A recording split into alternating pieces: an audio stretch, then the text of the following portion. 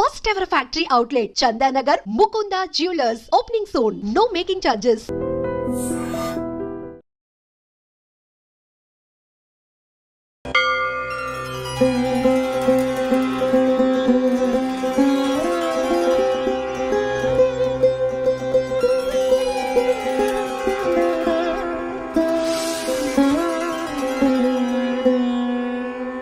పరమాత్మకు జీవాత్మకు బంధం సంధానమైన ప్రణవనాదం.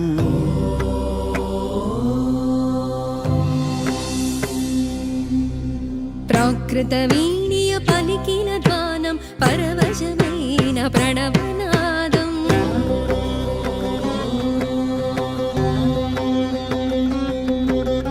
అకార ఉకార మకారముల సమ్మేళనమై ఓంకారం. మీరు చిన్న వయసులోనే ఇలా ఆధ్యాత్మికం వైపు వచ్చి ఒక సిద్ధ గురువు స్థానంలో ఉన్నారు. ఒక మంచి గురువుని మనం ఎలా సెలెక్ట్ చేసుకోవాలి? ఆధ్యాత్మికంగా ఎదగాలి అనుకుంటే గురువు యొక్క అవసరం చాలా ఉంది.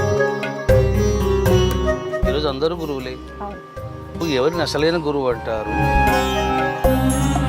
ఈ రెండు లక్షణాలు ఉన్నవాడినే గురువు అని, సిద్ధ గురువు అని అంటారు. మీ గురువులు బాబా అని చెప్పి విన్నాము. అవును. దాని గురించి నా గురువు షిరిడి సాయిబాబమ్మ. నాకై నేను బాబాను పట్టుకోలేదు. 1994లో ఇది కూడా తీసుకోండి అన్నారు. ఏదో తెలియని ఫీలింగ్. నేను మంచం మీద పడుకున్నాను. ఆ మంచం మీద నా దేహం ఉంది. వచ్చి ఆయన ఈ చిటికెన వేలతో నన్ను ఇలా టచ్ చేశాడు. ఆకాశంలోకి ఇద్దరం కలిసి వెళ్ళాం పైకి. చాలా దూరం వెళ్ళిన తర్వాత బాబా అదృశ్యమైపోయాడు. ఇప్పుడు బాబా బాబా అని గట్టిగా అరిచాను. అరిస్తే నేను మంచం మీదనే ఉన్నా. ఇంకా ఆ క్షణం నుంచి లైఫ్ మారిపోయింది. బాబా అసలు దేవుడు కాదని చెప్పి, ఒక ఫకీర్ అని చెప్పి రకరకాల విమర్శలు అయితే వింటూ ఉన్నాం.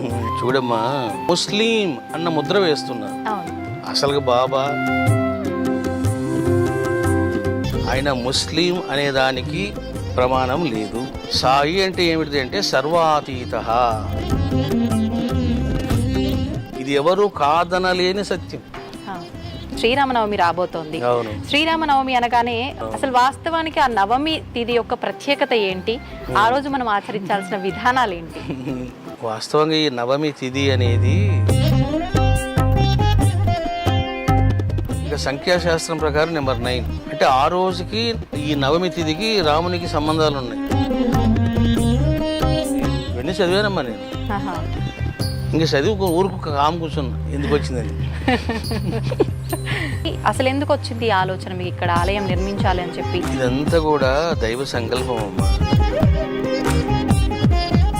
ఏందయ్యా శివ, ఏం చేయాలి ఇక్కడ నేను?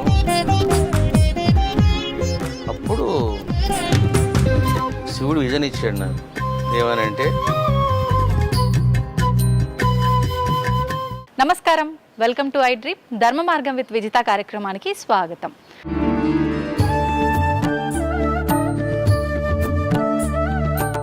అయితే ప్రస్తుత రోజుల్లో మనం మాట్లాడుకుంటున్నాం ఎక్కువగా సనాతన ధర్మం గురించి, ఆధ్యాత్మిక మార్గం గురించి. మనమున్న కలియుగంలో దైవనామస్మరణ అవసరం లేదు అని కాదు, దైవనామస్మరణ చేయకపోయినా ఒకవేళ అంటే చేయని సందర్భాల్లో నామస్మరణ చేసినా కూడా అంతే ఫలితం లభిస్తుంది. ఇలా రకరకాలుగా మనం మాట్లాడుకుంటూ ఉన్నాము. అయితే అసలు ఏంటి వాస్తవము? ఇలాంటి మరిన్ని విషయాలు ఇప్పుడు స్వామీజీతో మాట్లాడి తెలుసుకునే ప్రయత్నం చేద్దాం. ప్రస్తుతం మనతో పాటు ఉన్నారు. ఆయన చిన్నతనంలోనే ఆధ్యాత్మిక ప్రయాణం వైపు అడుగులేస్తూ ఆయన ఒక గురువుల దగ్గర నుంచి శిష్యుడిగా ఉండి ఇప్పుడు ఒక గురువు స్థానంలో ఉండి ఒక సిద్ధ గురువుగా మారిన వ్యక్తి. ఆయన ఎవరో కాదండి, సిద్ధ గురువులు శ్రీ రమణానంద మహర్షి గారు. ఇప్పుడు వారితో మాట్లాడి ఈ విషయాలకు సంబంధించిన అన్నీ కూడా మాట్లాడుకునే ప్రయత్నం చేద్దాం. నమస్కారం స్వామీజీ. స్వామీజీ, మామూలుగా గురువులు అంటుంటాము.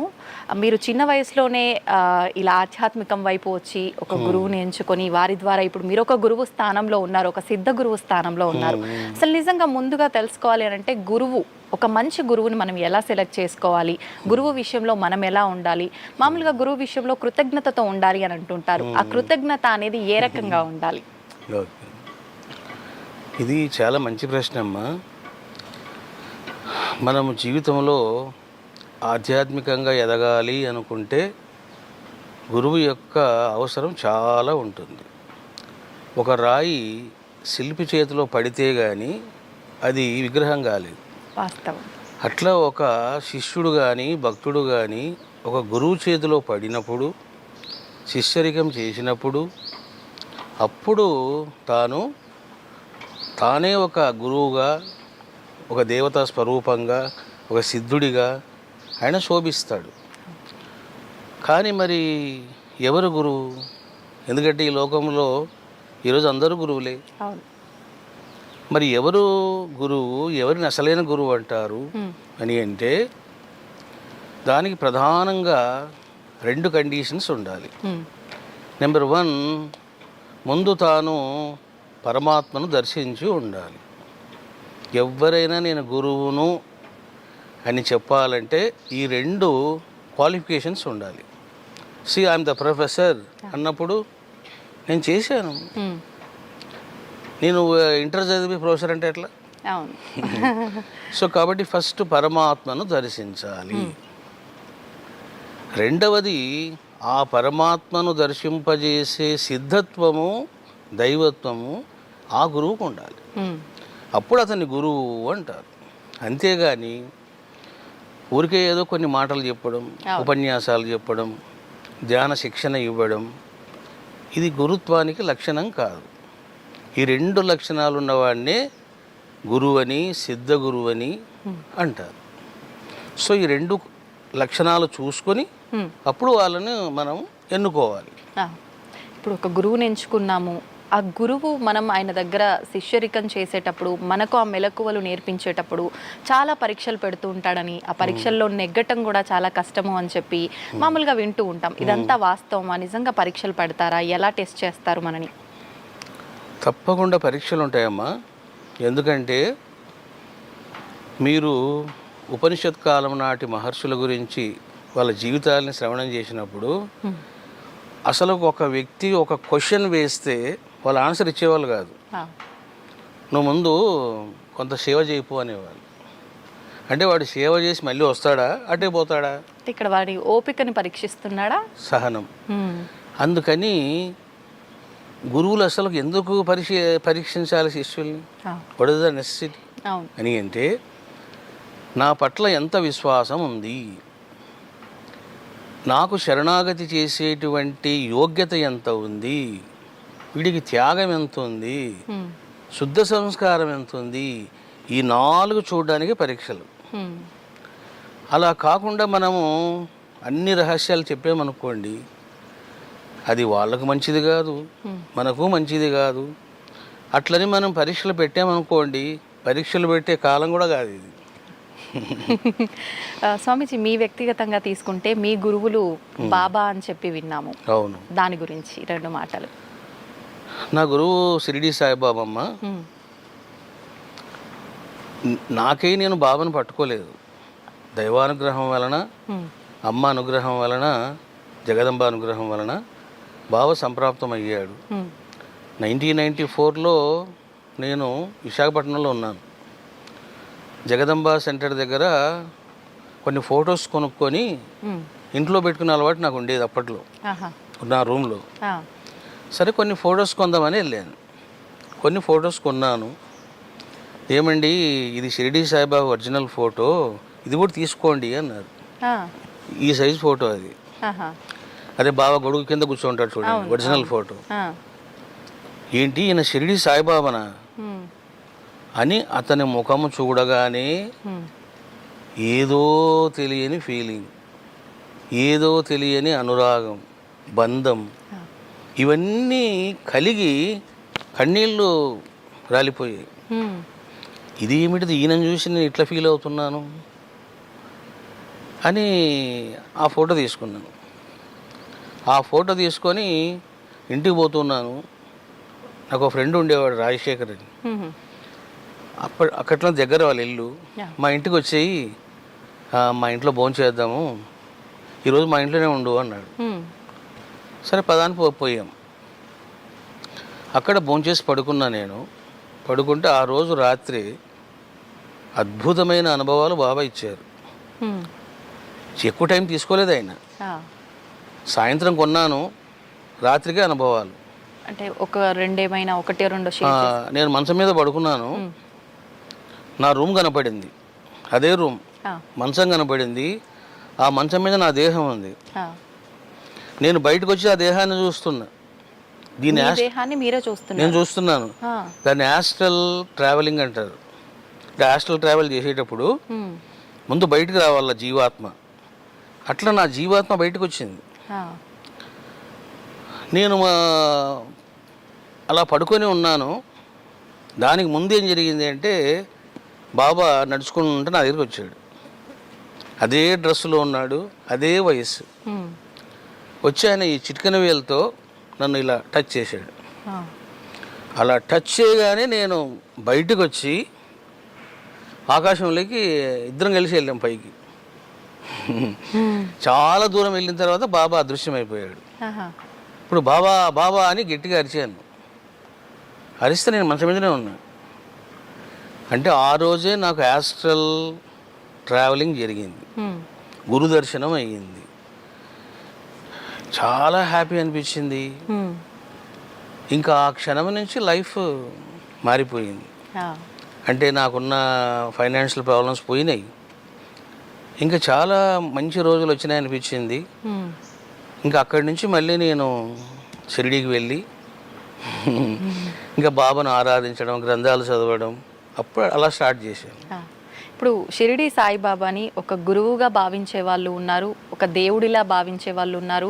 ఆయనని దేవుడు అని నమ్మిన వాళ్ళకి నమ్మినంతగా ఎంతో మంచి జరిగి, ఇప్పుడు మీరు అన్నట్టుగా ఫైనాన్షియల్గా కానీ అన్ని రకాలుగా హెల్త్ వెల్త్ అన్ని రకాలుగా బాగా ఉన్న వాళ్ళు ఉన్నారు. కానీ ప్రస్తుతం చూసుకుంటే బాబా అసలు దేవుడు కాదని చెప్పి, ఒక ఫకీర్ అని చెప్పి రకరకాల విమర్శలు అయితే వింటూ ఉన్నాం. నిజంగా దాని గురించి ఏం చెప్తారు స్వామీజీ? ఎంతో నమ్మిన వాళ్ళు కూడా ఈ విమర్శల వల్ల బాబాని దూరం పెట్టిన వాళ్ళు కూడా చాలా మంది ఉన్నారు ఇప్పట్లో. ఏం చెప్తారు మీరు? చూడమ్మా, ద్వాపర యుగంలో శ్రీకృష్ణుడు వచ్చాడు. ఎంతమంది గుర్తించారు? గోపికలు గుర్తించారు. అందుకే కృష్ణ కృష్ణ కృష్ణ అని పిచ్చి వాళ్ళై వెంటబడ్డారు. అది జన్మ సంస్కారం, రుణానుబంధం, సంస్కారం. వాళ్ళ ప్రక్కనే, కృష్ణుడి ప్రక్కనే చాలామంది బ్రాహ్మిన్స్ ఉన్నారు, చాలామంది ఉత్తములు ఉన్నారు, పండితులు ఉన్నారు. వాళ్ళు పట్టుకోలేకపోయారు. పైగా ఏమన్నారు? శ్రీలోలుడు ఆ ఫ్లూట్ ఊతాడు, ఈ గోపికలు ఎంట పడతారు, ఆయనకు పని లేదు, వీళ్ళకి పని లేదు అని విమర్శలు చేశారు. శ్రీలోలుడు అన్నారు కృష్ణుడిని. మరి అదేవిధంగా సాయిబాబాను అసలు ఎవరు అర్థం చేసుకుంటారు? దానికి వివేకం ఉండాలి, పుణ్యం ఉండాలి, శుద్ధ సంస్కారం ఉండాలి. ఇప్పుడు ఎవరైతే బాబాను విమర్శిస్తున్నారో అసలు వాళ్లకు బాబా సచ్చరిత్రలో ఒక అధ్యాయం కూడా వాళ్ళు చదివి ఉండరు. Number 1 point. నెంబర్ 2 పాయింట్ ఏంటంటే వాళ్ళు ముస్లిం అన్న ముద్ర వేస్తున్నారు. అసలు బాబా నేను ముస్లిము, బ్రాహ్మణులు అని చెప్పి నేను రీసెంట్ గానే విన్నాను. వాస్తవమా స్వామీజీ?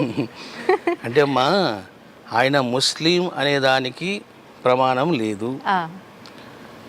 ఇప్పుడు ఏదైతే మనం బ్రాహ్మణ్ అని చెప్తున్నామో, కుల బ్రాహ్మణ్స్ అని, దానికి కూడా ప్రమాణం లేదు.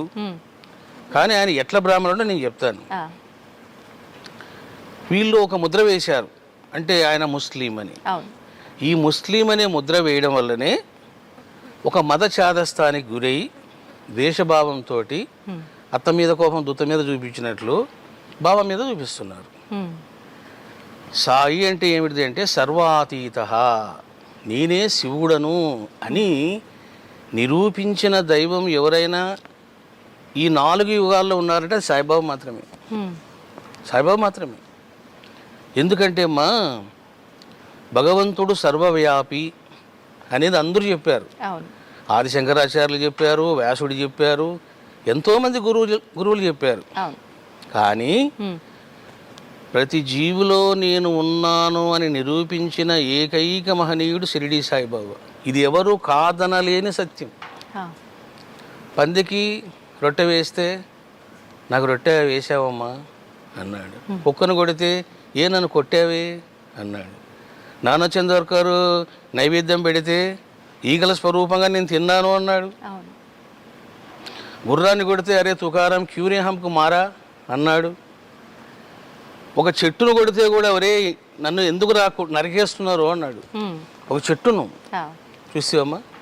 అంటే ఈ విధంగా సర్వవ్యాపకత్వమును చూపించి అహమేవ శివ అహమేవ విరాట్ పురుష అని నిరూపించిన మహాసిద్ధుడు ఎవరయ్య అంటే బాబా.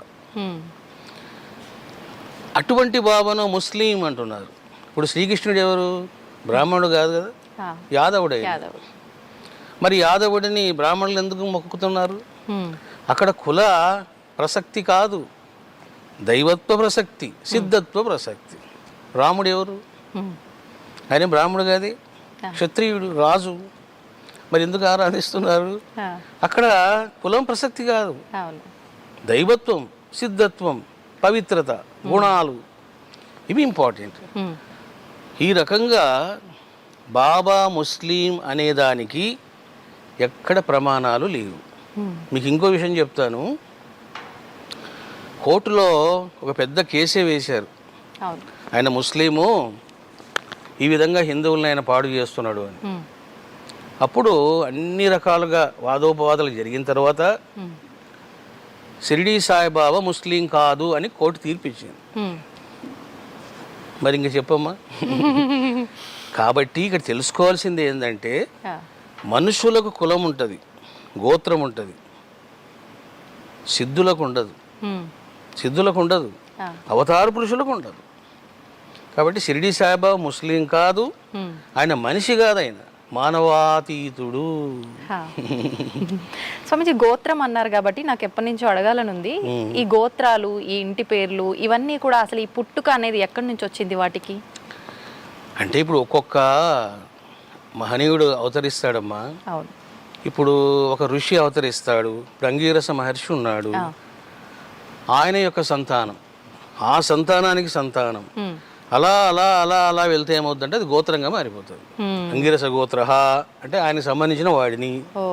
అట్లా మనకు విశ్వామిత్ర, అంగీరస, భరద్వాజ, జమదగ్ని, ఇట్లా గోత్రాలు వచ్చాయి రకరకాలుగా. దానికి మూలం ఏదైతే వ్యక్తి ఉన్నారో ఆయన పేరు మీదుగా అలా అంతే, వాడుకలో మూలం ఋషులే. స్వామిజీ ఆధ్యాత్మికత, సనాతన ధర్మము, మనం ఈ మధ్య కాలంలో అంటే ఇప్పుడు కొత్తగా మాట్లాడుకునేది ఏం కాదు, మన సనాతన ధర్మం. దానికి అసలు ఆది ఎక్కడుందో అంతం ఎక్కడుందో కూడా ఎవరు చెప్పలేమని అంటుంటారు. కానీ ప్రస్తుత రోజుల్లో ఎక్కువగా మాట్లాడుకుంటున్నాం, ఎక్కువగా వినిపిస్తుంది కూడా. మరి సోషల్ మీడియా ప్రభావమా లేకపోతే ఎక్కువగా దానికోసం పాటు పడుతున్నారో ఏంటో తెలియదు కానీ వినిపిస్తోంది. అసలు ఏంటి సనాతన ధర్మం గురించి చెప్పాలి అని అంటే ఎంత చెప్పినా తక్కువే. ఏం చెప్తారు స్వామిజీ? సనాతన ధర్మము అంటే అమ్మా, అనాది కాలములో, పురాతన కాలములో మన మహర్షులు ఏమి చదువుకున్నారు, ఎట్లా ఆచరించారు, ఏ సాధనలు చేశారు, ఏ దైవాన్ని పట్టుకున్నారు, దాన్ని ఆచరించడమే సనాతన ధర్మం. ఇప్పుడు అత్రి మహర్షి ఉన్నాడు, ఆయన ఎవరిని ఆరాధించాడు? అగస్త్య మహర్షి ఉన్నాడు, ఆయన ఎవరు జపం చేశాడు అని తెలుసుకుంటే, ఓహో మన యొక్క పూర్వీకులు వీళ్ళు ఈ విధంగా ఆరాధించారు, వీరిని ఆరాధించారు, కాబట్టి మనం కూడా అట్లా ఆరాధించాలి అని పరంపరాగతంగా ఆలోచించడమే సనాతన ధర్మం. కానీ ఈరోజు ఏంటంటే అదొక పెద్ద ఫ్యాషన్ వర్డ్ అయిపోయింది. ఏం చేసినా సనాతన ధర్మమే అంటున్నారు. అసలు సనాతన ధర్మం అనే పదానికి నిర్వచనం కూడా చాలా మంది తెలియదు. ఏంటి స్వామీజీ? యత్ యత్ ఆచరతి శ్రేష్ఠ. శ్రేష్ఠ అంటే ఎవరు? మనకు ఉన్నది మహర్షులే. మహర్షులు, ఋషులు, మునులు. అందువలన వాళ్ళు ఎట్లా జీవించారో ఆ జీవన విధానం గ్రహించడమే సనాతన ధర్మం. సింపుల్ అమ్మా, ఏమి లేదు. ఆచరించడము కూడా, ఆచరించడం నువ్వు తెలుసుకోవాలి, ఆచరించాలి. ఇప్పుడు మా అమ్మాయి ఉంది, భవానీ శివాని, నేను ఎవరిని ఆరాధిస్తున్నానో తెలుసు కాబట్టి వాళ్ళు అట్లా ఆరాధిస్తారు. రేపు పొద్దున వాళ్ళకు పిల్లలు పుడతారు, ఒకరోజు ఒక క్వశ్చన్ పడుతుంది, అసలు ఈ రమణానంద స్వామి అనే మా బంధువు మా ముత్తాత ఎవరిని రాయిన ఈయన ప్రేమించాడు అని క్వశ్చన్ పడుతుంది కదా. తప్పకుండా అది ఆయన షిరిడి సాయి శిష్యుడు, శివభక్తుడు, శక్తి భక్తుడు అంటారు. అదే సనాతన ధర్మం. సో ఏదైతే మన పూర్వీకులు ఆచరించారో ప్రబోధించారో అదే సనాతన ధర్మం. వాళ్ళు ఏం చెప్పారో వాళ్ళు ఎట్లా ఆచరించారో అవి తెలుసుకుని మనం అట్లా ఆచరించాలి. అన్ని మనం ఆచరించలేకపోవచ్చు. వాళ్ళు ఆనాడు ఫలములు తిన్నారు, మనం ఎక్కడ తింటాం? వేడి వేడిగా ఇడ్లీలు, వడలు, దోశలు కావాలి మనకు ఏమ్మా. కాబట్టి అన్ని మనం ఆచరించలేము, కొన్నైనా ఆచరించాలి. కొన్నైనా అంటే ఏమిటి? ఇగో అభిషేకం చెయ్యి, నీకేంటి బాధ, హవనం చెయ్యి, ధ్యానము చెయ్యి, జపము చెయ్యి, గ్రంథాలు చదువు, ఎంత సనాతన ధర్మమే. ఇప్పుడు వేదాలు అంటుంటారు, అది సనాతన ధర్మంలో ఒక భాగమా లేదు అంటే రెండు ఒకటేనా? అసలు మన సనాతన ధర్మానికి మూలమే వేదం, మూలమే వేదం. దేనికైనా ఒక శాస్త్రం ప్రమాణంగా ఉంటుందమ్మా. ఇప్పుడు ఒక అమ్మాయి ఒక అబ్బాయిని వివాహం చేసుకోవాలి, పెద్దలు చెయ్యాలి. ఏమిటిది ధర్మం? ఆ అబ్బాయి ఏ కులస్తుడు, మన కులస్తుడేనా చూసారా? ఫస్ట్ కులము కదా, ఎందుకంటే ధర్మం అది. మా కులస్తునే చేసుకోవాలి అని చేసుకుంటున్నారు. అదేవిధంగా ఇక్కడ కూడా ఏంటంటే మనకు వేదము ఇంపార్టెంట్ థింగ్గా పనిచేస్తుంది అనమాట. అయితే ఇప్పుడు ఆదిశంకరాచార్యులు అద్వైతం అని చెప్పారు. దానికన్నా ముందు నుంచే మన సనాతన ధర్మము, ఈ వేద ధర్మము ఇవన్నీ కూడా ఉన్నాయి. దీనికి దానికి వ్యత్యాసం ఏంటి స్వామీజీ? ఏమి లేదమ్మా, ఇప్పుడు వీళ్ళందరూ ఏం చేశారంటే ప్రచారం చేశారు.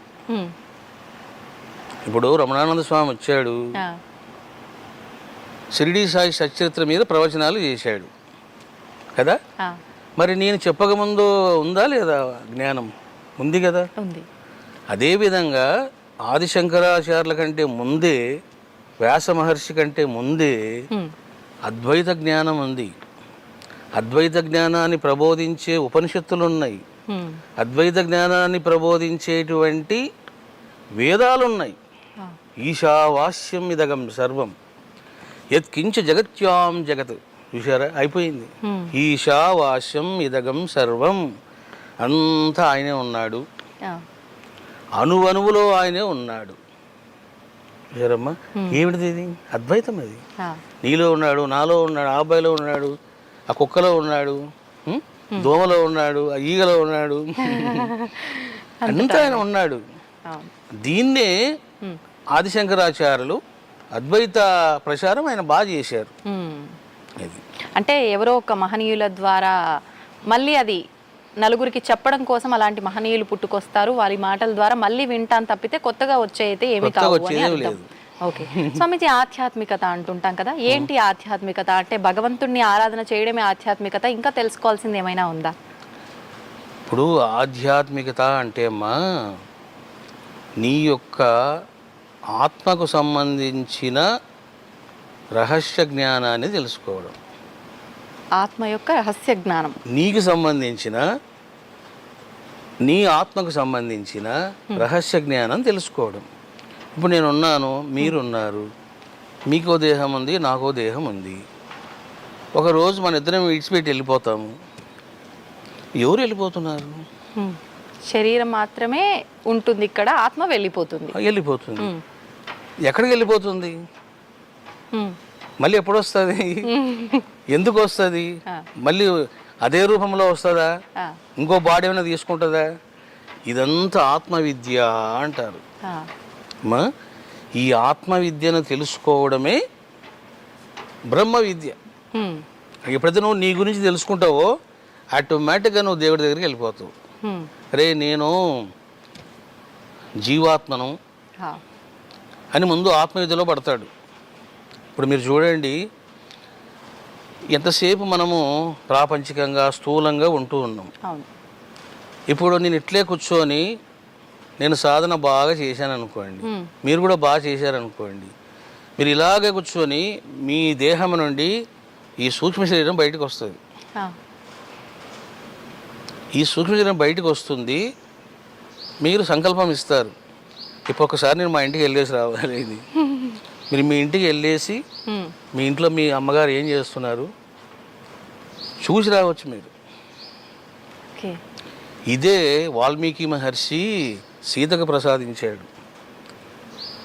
సీతాదేవి ఏడుస్తుంటే, ఎందుకమ్మా ఏడుస్తావు, రాముడు ఇంకో పెళ్లి చేసుకోలేదు, ఆయన విగ్రహం పెట్టి వివాహం చేసుకున్నాడు, కార్యక్రమం చేయించాడు అని చెప్పి శక్తిపాతం చేస్తాడు వాల్మీకి మహర్షి. చేస్తే అప్పుడు సీత నుంచి ఒక బాడీ బయటకు వచ్చి వెళ్ళి రాముడిని చూస్తుంది. జీవాత్మకు టచ్ చేసే యోగ్యత ఉండదు, చూడడమే అంతే.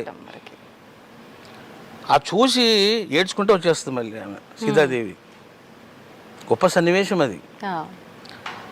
అట్లా ఎప్పుడైతే మీరు ఆత్మవిద్యలో పడతారో మీకు ఏం అనుభవం అవుతుందంటే, అరే నేను ఈ దేహం కాదు, నేను ఒక జీవాత్మను, నాకు చావు లేదు, పోతే ఈ దేహం పోతుంది అంతే. ఇది తెలిసిందనుకో వాడు ఇంకా బాధపడడు. లేదనుకో నేను ఇప్పుడు ఉంటాను పోతాను ఇంకెన్నాళ్ళు ఉంటాను అనుకుంటాడు. అరే నువ్వు ఎక్కడికి పోతావురా బాబు, ఇప్పుడు అయిపోయింది, ఇంటికి పోయాము, చొక్క తీసి వదలు వాడేస్తాం, దాని పని అయిపోయింది. ఈ జన్మలో ఈ బాడీ కథ కూడా అంతే. కాబట్టి ఫస్ట్ ఆత్మవిద్య, ఆత్మవిద్య తర్వాత బ్రహ్మ విద్య. ఎప్పుడైతే ఇంకా నువ్వు బ్రహ్మం తెలుసుకుంటావో అప్పుడు నువ్వు చెప్తావు నేనే దేవుణ్ణి. కానీ అలా ఎవరైనా చెప్పారంటే నేనే దేవుణ్ణి అని చెప్పి వీడు పిచ్చోడ్రా, వీడికి ఏదో అయ్యింది, ఖచ్చితంగా వీడిని ఎక్కడో చూపించాల్సిందే, ఇలా మాట్లాడతారు కదా స్వామీజీ. గ్యారెంటీ మాట్లాడుతుంది. అందుకే మనం చెప్పకూడదమ్మా. అద్వైత అని అంటే you should not express in the words, you should express only in action. అంతే. ఏంటి అతను లెగడా, భోంచేయడా, తాగడా, పడుకోడా అని యాక్షన్లో రావాలి. అది కానీ మనిషికి యాక్షన్ ఉండదు, మాటలు వాగేయాల్సిందే. ఓకే స్వామీజీ, ఆత్మ పరమాత్మ ఏంటి? ఆత్మకి పరమాత్మకి ఉన్న సంబంధం? ఆత్మ అంటే జీవాత్మ. ఇప్పుడు మీరున్నారు, మీకంటూ కొన్ని గుణాలు, కొన్ని వాసనలు, కొన్ని సంస్కారాలు, కొన్ని ఎక్స్పీరియన్సెస్, కొంత నాలెడ్జ్, ఇవన్నీ సమాహారంగా ఉంటుందన్నమాట. దాన్ని లింగ శరీరము అంటారు. అది జీవాత్మ. పరమాత్మ అంటే ఏంటంటే, ఇప్పుడు ఆ ఫ్యాన్ కదులుతూ ఉంది, ఆ ఏసీ పని చేస్తూ ఉంది, ఎట్లా పని చేస్తుంది అది? There is a power. అక్కడ పవర్ లేకపోతే కరెంటు పోయిందనుకోండి, అది ఆగిపోతుంది. వాస్తవం. అట్లా మన దేహములో కూడా ఒక పవర్ ఉంది, అదే పరమాత్మ. దాన్ని శక్తి అన్నా, శివ అన్నా, ఏ పేరు పెట్టి పిలిచినా మనలో ఉన్నటువంటి నిరాకార పరంజ్యోతి తత్వమే శివ. ఏదైతే మనం ఎక్స్పీరియన్స్ చేస్తున్నామో అదంతా జీవాత్మ అన్నమాట. ఎప్పుడైతే ఈ జీవాత్మ పరమాత్మలో కలుస్తాడో, నది వెళ్ళి సముద్రంలో కలిసింది, ఇంకా నది ఎక్కడ ఉంది? అయిపోయింది, సముద్రం అయిపోయింది. దాన్ని అద్వైతము అంటారు. స్వామీజీ, ఇప్పుడు మామూలుగా భగవంతుడు అనంటే ఇప్పుడు మీరు అన్నట్టుగా ఎన్నో రూపాలతో ఎన్నో పేర్లతో పిలుస్తుంటాం, పూజలు చేస్తుంటాం. అసలు మామూలుగా ఈ సృష్టి, భగవంతుడు ఇవన్నీ ఎలా మొదలయ్యాయి అనంటే ఒక శక్తి ద్వారా ఇవన్నీ ఉద్భవించాయి అని మాట్లాడతారు. సేమ్ టైం మళ్ళీ సృష్టి స్థితి లయకారులు అని చెప్పి బ్రహ్మ విష్ణు మహేశ్వరులు వీరే మొత్తానికి మూల కారణం అని చెప్తారు. అసలు ఎక్కడి నుంచి మూలం ఈ భగవంతుడు, ఇదంతా కాన్సెప్ట్ అసలు ఎక్కడి నుంచి వచ్చింది? ఇప్పుడు ఉన్నది నిరాకార తత్వం. ఆ నిరాకార తత్వం ఏంటంటే అమ్మవారి యొక్క శక్తితో కలబోసుకొని ఉంటుంది. అంటే సూర్యుడు, ఆయనలోని వెలుగు, అగ్ని దహన శక్తి, మల్లెపువ్వు సుగంధం, బెల్లము తీయదనం, ఇట్లా అవన్నీ మమైక్యమై ఉంటుందన్నమాట. పదార్థం లక్షణం లాగానా ఉంటుంది. ఎప్పుడైతే ఈ నిరాకార పరబ్రహ్మము మాయతో సంబంధం పెట్టుకుంటాడో ఏకము అనేకమవుతుంది. ఏకము అనేకమవుతుంది. ఎలా స్వామిజీ? ఎలాగంటే మాయ అంటేనే ఒక విశ్వస్వరూపిణి, ఆమె విశ్వమోహిని, విశ్వవశంకరి. అందువల్ల శివ శక్తి. ఒక పాము లోన ఒక విషం ఉన్నట్లు మాయాశక్తి ఉంటుంది. ఈ మాయాశక్తి ఎప్పుడైతే సంబంధం పెట్టుకుంటాడో దేవుడైనా అప్పుడు ఆయన సాకార స్వరూపుడు అవుతాడు. అది సాకార స్వరూపుడు అవుతాడు. ఎప్పుడైతే సాకార స్వరూపుడు అవుతాడో అయిపోయింది. ఇప్పుడు మొత్తం బాడీ వచ్చింది. ఇప్పుడు తాను ఎంజాయ్ చేయడానికి ఇంకో బాడీ కావాలి. ఈ రకంగా ఇంకా శాఖోపశాఖలుగా అవుతుంది. ఇంకా వాళ్ళ నుంచి తన్మాత్రలు, పంచభూతాలు ఇవన్నీ ఇంకా 1 by 1 పుడతాయి. ఇప్పుడు ఆకాశం ఉంది, స్థూల చాలా సూక్ష్మం అది. ఆకాశం నుంచి వాయు, వాయువు నుంచి అగ్ని, అగ్ని నుంచి జలము, జలము నుంచి పృథివీ. అంటే ఒకదానికి ఇంకొకటి కారణమవుతూ ఉన్నది. మరి ఆకాశానికి కారణం ఏమిటిది అంటే దాని అవ్యక్తము అంటారు. అవ్యక్తం. అవ్యక్తం అంటే ఏంటో కదా, అమ్మవారే శక్తి. మరి ఈ అమ్మకు కారణం ఏంటి అంటే పరబ్రహ్మం. అందుకే పరబ్రహ్మము, పరాశక్తి, వాళ్ళ నుంచి ఇదంతా వచ్చింది. ఇప్పుడు భగవంతుణ్ణి మనం ఎక్కడా వెతకాల్సిన అవసరం లేదు. అంతటా భగవంతుడు ఉన్నాడు, మనలో ఉన్నాడు, పక్కనున్నాడు, ప్రతి వస్తువులో, పదార్థంలో, ప్రతి దగ్గర ఉన్నాడు అంటాం. కానీ ప్రత్యేకించి మన ఇంట్లో పూజ రూమ్ ఉందనుకోండి, పడుకునే విధానంలో మనం హాల్లో పడుకున్నా, బెడ్రూమ్లో పడుకున్నా, పూజ రూమ్ సైడ్ నువ్వు కాళ్ళు పెట్టి పడుకుంటున్నావు అని అంటారు. మరి అలా చూస్తే భగవంతుడు లేనిది ఎక్కడ? ప్రత్యేకించి అలా ఎందుకు అనటము అంటే ఏం చెప్తారు?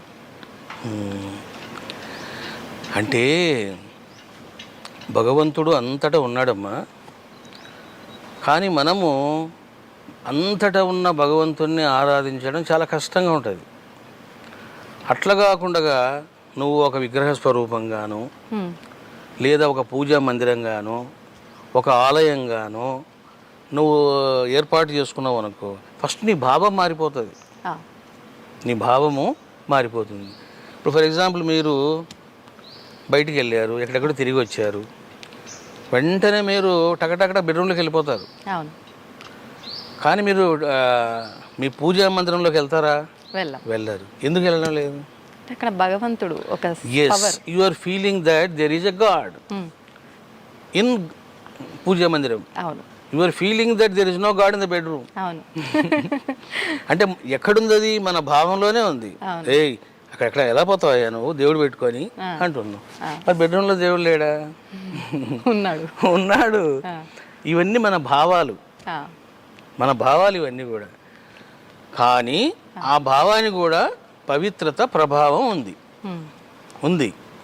మీరు ఇప్పుడు చూడండి, ఒక చిన్న గదిలో ఉన్నారు. అప్పట్లో మహర్షులు ఏం చేసేవాళ్ళంటే వాళ్ళు ఏదో గుహలో కూర్చునేవాళ్ళు. అసలు ఎందుకు వీళ్ళు గుహలో కూర్చుంటున్నారబ్బా అని ఆలోచించామనుకోండి, ఒక రహస్యం అది. ధ్యానము కానీ జపము కానీ మీరు ఎంత చిన్న రూమ్ డిసైడ్ చేసుకొని అందులో జపం చేస్తున్నారనుకోండి, ఆ రూములో దైవశక్తి నింపబడుతుంది. వైబ్రేషన్స్ ఎక్కువగా వస్తాయి. మీరు అలా కూర్చోగానే వెంటనే మీరు ధ్యానంలోకి వెళ్ళిపోతారు. అందుకే మనిషికి సుఖాల కంటే, లాభాల కంటే సింపుల్గా ఉండడమే వాడికి ఉత్తమం. మీకు మంచి ఎక్స్పీరియన్స్ చెప్తాను.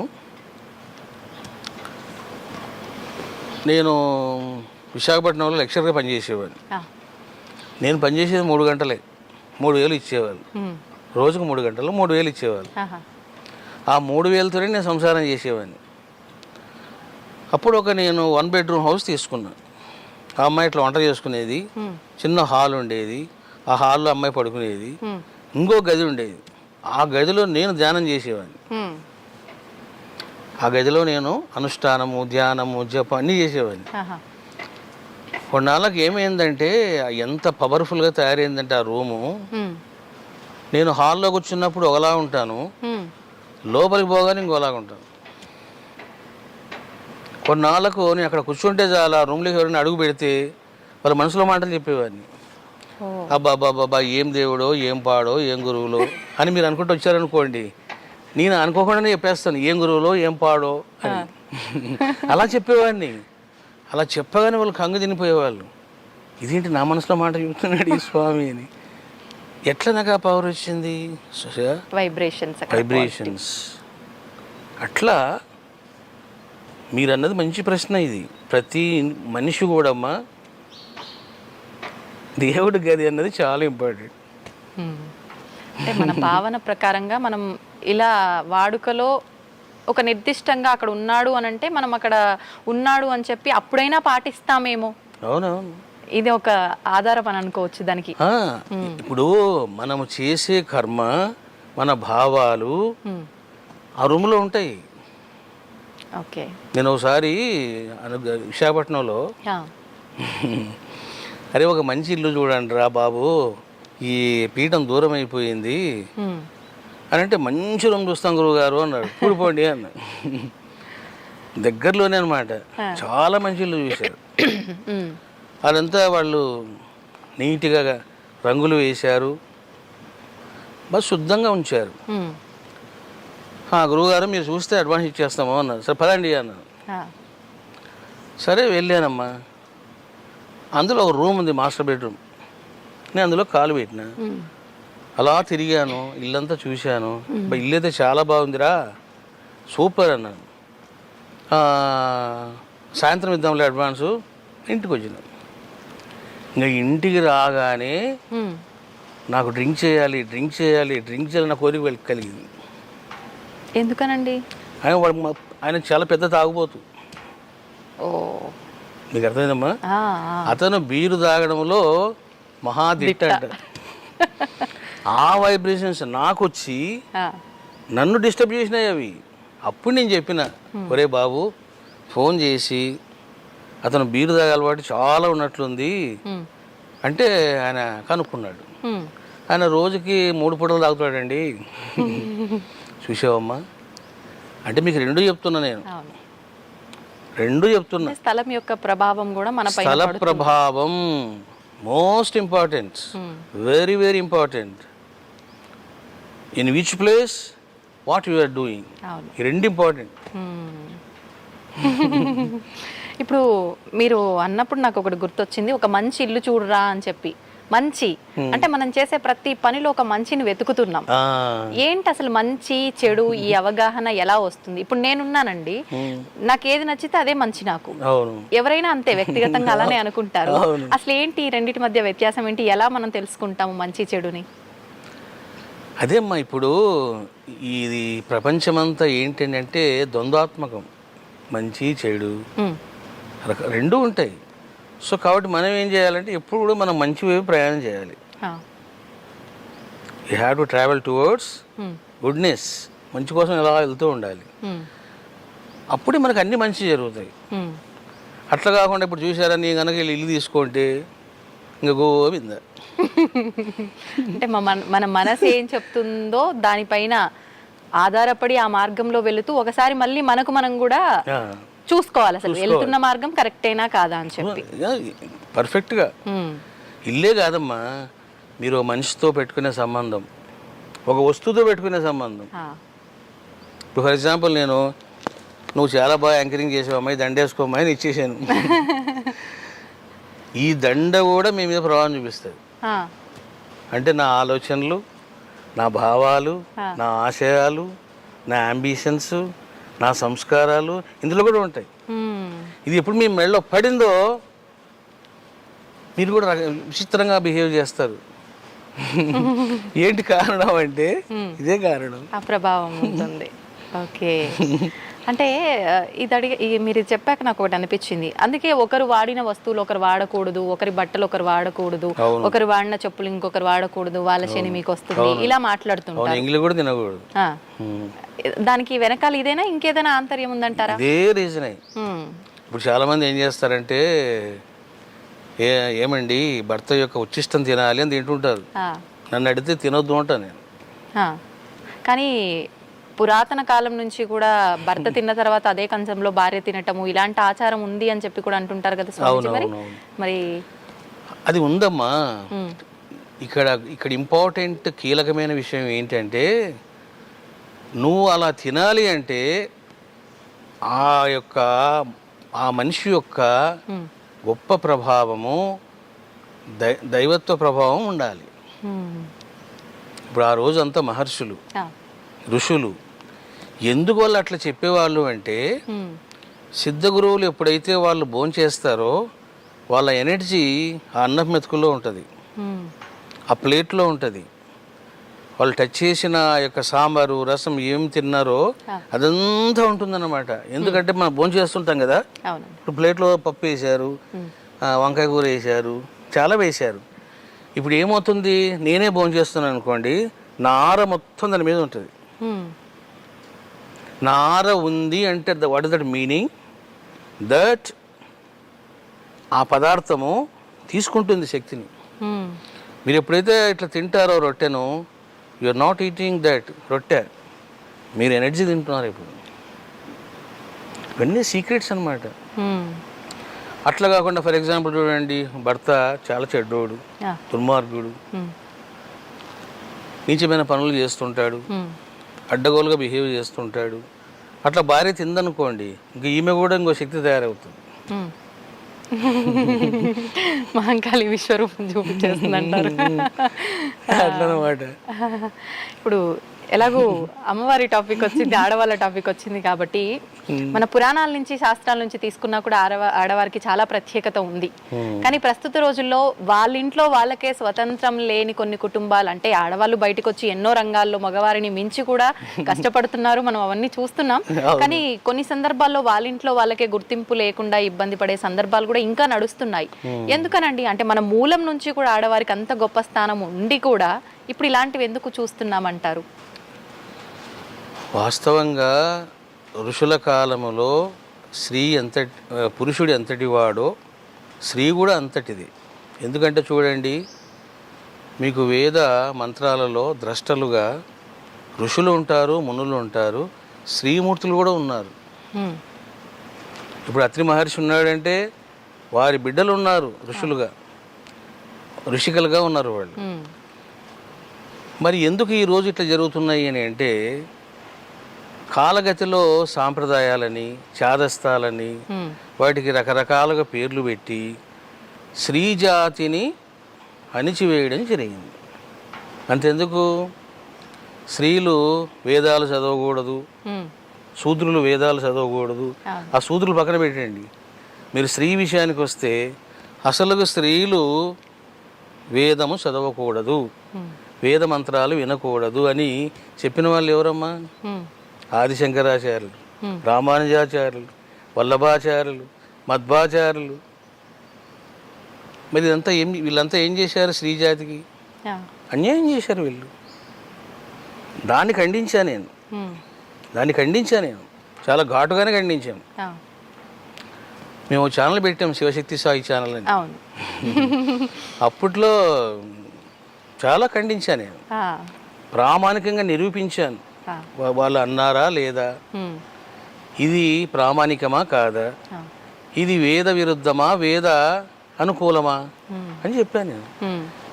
కాబట్టి ఏం చేస్తారంటే, కొంతమంది ఆచార్యులుగాను గురువులుగాను వచ్చి లేనిపోనివన్నీ బంధించి స్త్రీలను వంటింటికి పరిమితం చేశారు.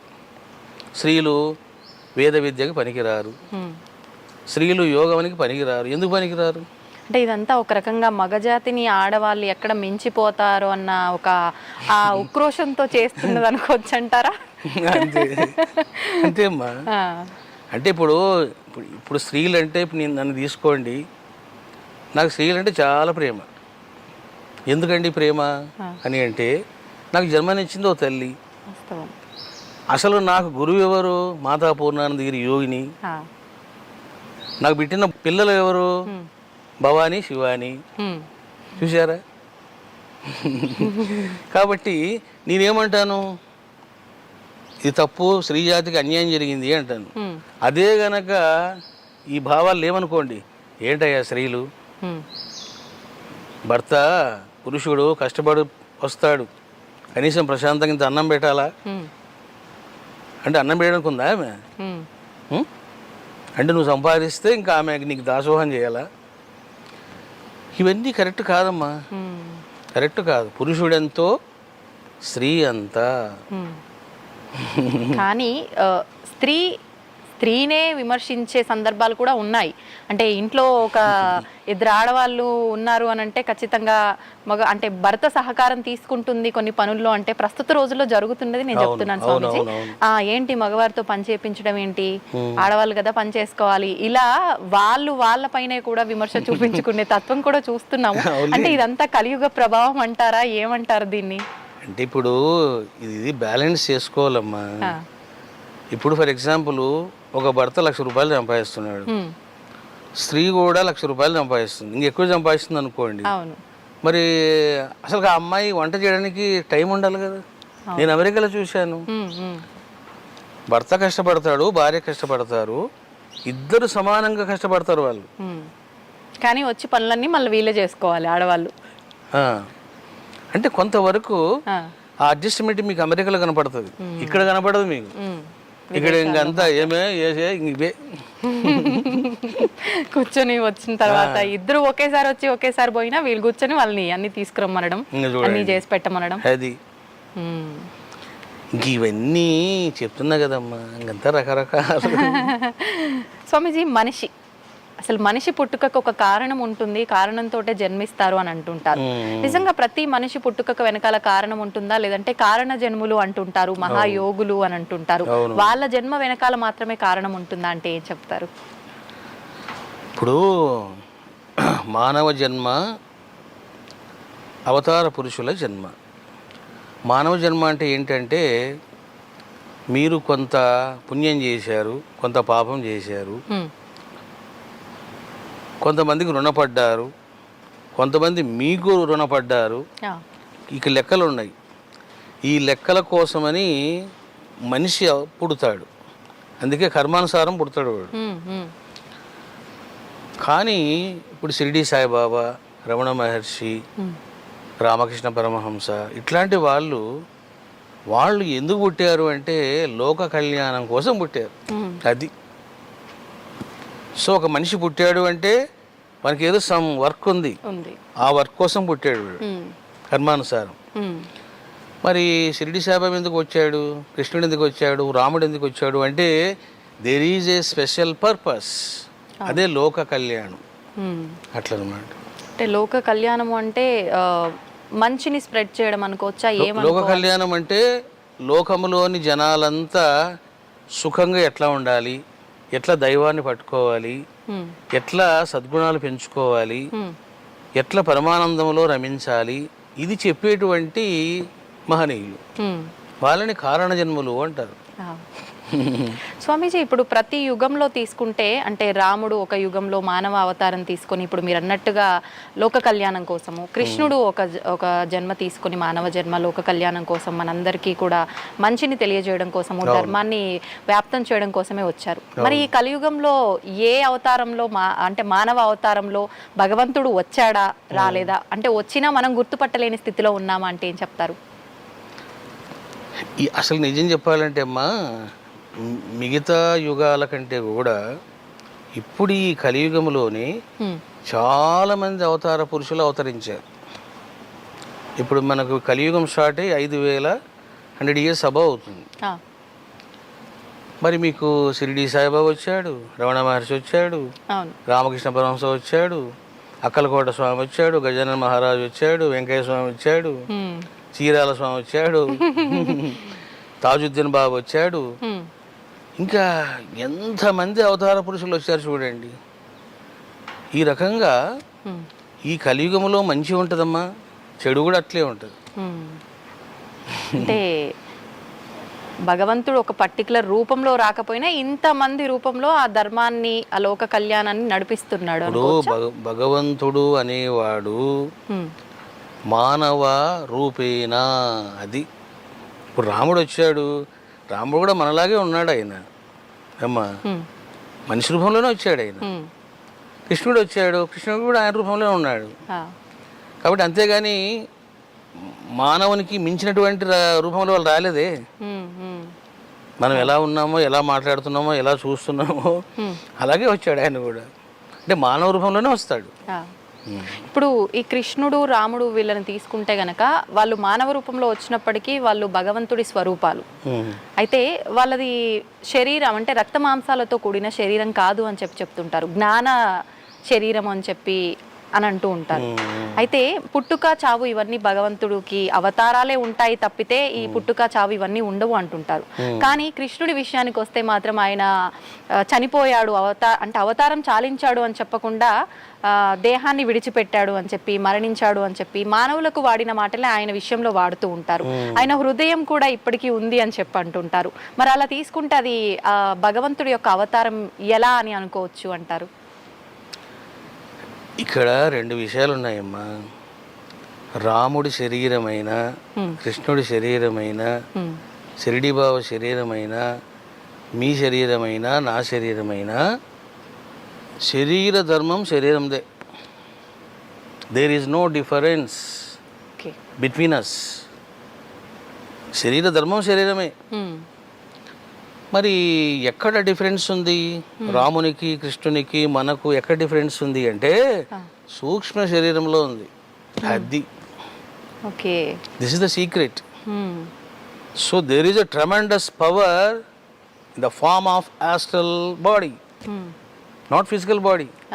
మరి ఇప్పుడు బాబా కూడా పట్టుకుంటే నడవలేకపోయేవాడు. మీరు రమణ మహర్షిని తీసుకోండి. అసలు బాబా వీడియోస్ మనకు లేవు, కానీ రమణ మహర్షి వీడియోస్ చూస్తే మీకు రకమైన బాధ కలుగుతుంది. ఏంటి ఇతను మనలాగానే నడుస్తున్నాడు, బాధపడుతున్నాడు, ఇబ్బంది పడుతున్నాడు, కింద పడుతున్నాడు, దెబ్బలు తగిలించుకుంటున్నాడు అని మనకు ఒక ఫీలింగ్ వస్తుందమ్మా. Yes, there is no difference in the activities of the body. అంటే మానవుడిగా అవతారం తీసుకున్న తర్వాత భగవంతుడికి కూడా ఇవన్నీ తప్పవు అనుకోవచ్చా? తప్పవు. కానీ వాళ్ళలో ఉన్నటువంటి ఆ యొక్క ఎనర్జీ, ఆస్ట్రల్ బాడీ అది డిఫరెంట్గా ఉంటుంది. అంటే అక్కడ దెబ్బలు కింద పడినా దెబ్బలు ఆయనకి తెలియదు. ఆయన కింద పడినా ఆయనకు తెలియదు అది, కానీ మనకు తెలుస్తుంది. అయ్యో కింద పడ్డారా మహర్షి అంటాం. అట్లా అన్నమాట. స్వామీజీ, చాలా మంది ఇప్పుడు అంటే ఈ మధ్య కాలంలో కూడా ఎవరో పీఠాధిపతిని జల సమాధి చేశారు అని చెప్పి విన్నాము. అంటే అలా మామూలుగా సృష్టి ధర్మం అయితే పూడ్చిపెట్టడము లేదంటే కాల్చివేయటము ఇది. కానీ ఇలా జల సమాధి అని చెప్పి అవతారం చాలించడం, అదృశ్యం అయిపోవడం ఇలాంటివి వింటూ ఉన్నాము. నిజంగా ఇలాంటివి నమ్మొచ్చు అంటారా?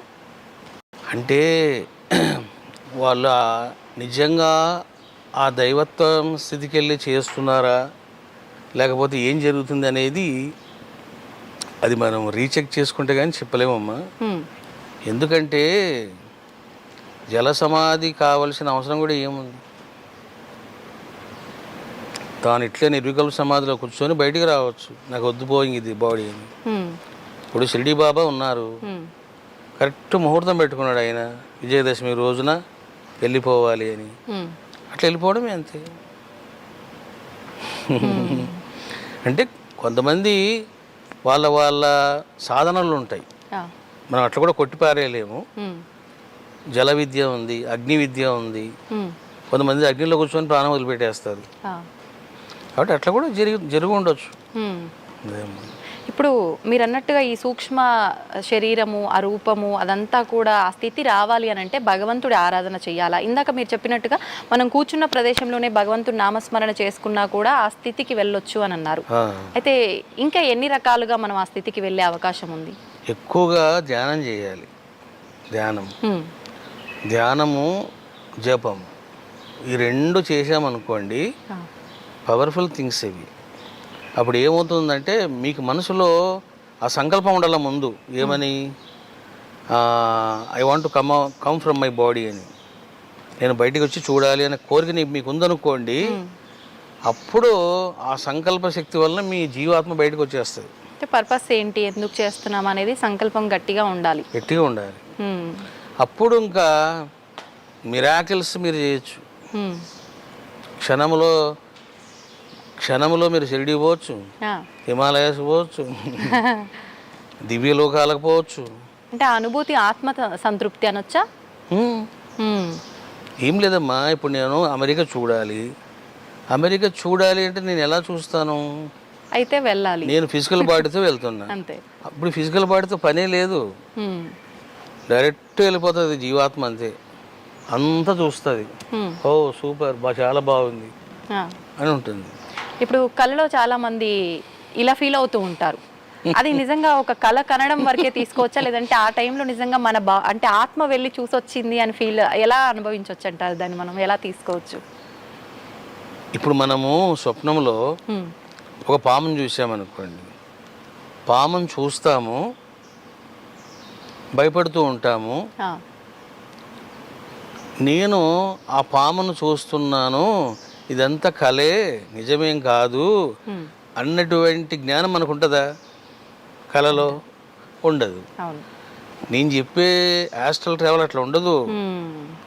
మీ దేహం నుంచి మీ జీవాత్మ బయటికి రాగానే, ఇప్పుడు నా దేహం అక్కడ ఉంది, నౌ ఐఎమ్ ట్రావెలింగ్ అని చెప్పేసి మీకు ఆ జ్ఞానం ఉంటుంది అక్కడ. Okay, okay. ఇప్పుడు మీ జీవాత్మ వెళ్ళింది, హ్మ్. వెళ్ళి అలాగా హైదరాబాద్లో చూసింది, అలా తిరుగుతున్నప్పుడు మీకు తెలుస్తుంటుంది ఏమని, హ్మ్. నేను చార్మినార్ను చూస్తున్నాను, ఓకే. అక్కడ ఎవరేం రారులే, నాకేం డిస్టర్బ్ చెయ్యరు అని కూడా నువ్వు ఆలోచిస్తుంటావు. హ్మ్. అంటే మనం అది జ్ఞానంతో చేస్తున్నావు. ఆహా. ఇప్పుడు చాలామంది ఏం చేస్తారంటే వాళ్ళు ఊహించుకుంటారు, హ్మ్. ఊహించుకొని కలలు కంటారు అనమాట. అవును. కాబట్టి తెలుసుకోవాలి, అది విత్ నాలెడ్జా వితౌట్ నాలెడ్జే. హ్మ్. జ్ఞానంతో చేస్తున్నాడా అంటే స్పృహతో చేస్తున్నాడా, ఆ. స్పృహ లేకుండా చేస్తున్నాడా? ఓకే. హ్మ్. ఇప్పుడు ఈ కలియుగంలో నామస్మరణ ఒక్కటే చాలు, భగవంతుడికి పెద్దగా హంగులు ఆర్భాటాలు చేసి పూజలు ఇవన్నీ చేయాల్సిన అవసరం లేదు, నామస్మరణ ఒక్కటే చాలంటారు. కానీ ఈ కలియుగ ప్రభావం వల్ల ఎక్కువగా పాపాల బారిన పడిపోతున్నాము, మళ్ళీ ఆ కర్మలు పెంచుకొని మళ్ళీ జన్మ తీసుకోవాల్సి వస్తుందని చెప్పి ఇప్పుడే ఎక్కువగా పూజలు చేస్తున్నారేమో అనిపిస్తుంది. అవును. నిజంగా ఈ పూజలు చేయాల్సిన అవసరం ఉందంటారా, లేదు అంటే నామస్మరణే సరిపోతుందంటారా? కర్మ చేయడం కూడా మంచిదేమ్మా. ఇప్పుడు ఫర్ ఎగ్జాంపుల్ చూడండి, ఇప్పుడు మనకు శివాభిషేకం ఉంది. ఈ శివాభిషేకములోన అభిషేకం అనే కర్మ ఉంది. నువ్వు ఏ ద్రవ్యంతో చేస్తావు అభిషేకం అనే దానిని బట్టి రిజల్ట్స్ ఉంటాయి. కాబట్టి ఫర్ ఎగ్జాంపుల్ మీకు బాగా బుద్ధి కుశలత కావాలి, నెయ్యితో అభిషేకం చేయాలి. నెయ్యితో, తేనెతో చేసామనుకోండి మధురమైన కంఠం వస్తుంది వాడికి, తేనెతో చేస్తే. గొంతుకు సంబంధించిన వృత్తుల్లో ఉన్న వాళ్ళు తేనాభిషేకం ఎక్కువగా చేయాలి. అట్లా ఒక్కొక్క పదార్థానికి ఒక్కొక్క ప్రభావం ఉంది. కాబట్టి మనం జపం చేయడం మంచిది, కర్మానుష్ఠానం కూడా మంచిది. ఇప్పుడు పాపాలు ఉన్నాయి, జపం చేసే పని జపం చేస్తుంది, కానీ ఇది కూడా ఇంకా పవర్ఫుల్గా చేస్తుంది. అట్లనమాట. ఓకే. అయితే ఇప్పుడు కర్మ ప్రతిదీ కూడా కర్మ పైనే ఆధారపడి ఉంది. నిత్యం లేచిన దగ్గర నుంచి పడుకునే వరకు, పడుకున్న తర్వాత కూడా కళల్లో కూడా ఎన్నో కర్మలు చేస్తుంటాం, అది మనకు స్పృహ ఉండకపోయినా. అయితే ఇప్పుడు మనం చేసే కర్మ వల్ల స్వర్గానికి నరకానికి, అంటే మనం చేసే కర్మ ఎలా ఉంది, పాపంగా చేస్తున్నామా మంచిగానా చెడుగానా, దాన్ని బట్టి స్వర్గం నరకంకి వెళ్ళేది డిసైడ్ చేయబడుతుంది అంటారు. కొంతమంది చెప్తుంటారు అసలు స్వర్గం నరకం అనేది ఎక్కడో లేదు, భూమిపైన మనం అనుభవించే వాటిల్లోనే ఉంది అంటుంటారు. నిజంగా ఈ స్వర్గం నరకం ఇలాంటి లోకాలు ఉన్నాయా, ఏంటి దాని గురించి? ఉన్నాయి. ఇప్పుడు సుఖము దుఃఖము వీటి యొక్క అనుభవాలు ఈ లోకంలోనూ ఉన్నాయి, పరలోకంలో కూడా ఉన్నాయి. స్వర్గం అనేది ఉంది, నరకం అనేది కూడా ఉంది. రెండు సత్యమే, అబద్ధాలేం కావు. నిత్యం ఏదో ఒకటి చేస్తూనే ఉంటాం కదా స్వామీజీ, మరి అసలు ఈ కర్మలు తగ్గించుకొని ఎలా మనం మోక్షాన్ని పొందుతాము, భగవంతుడిలో ఐక్యం అవుతామంటారు? ఎలా సాధ్యపడుతుంది అసలు? ఇప్పుడు మనకు ఏం కావాలో ఆ బాటలో మనం నడవాలి.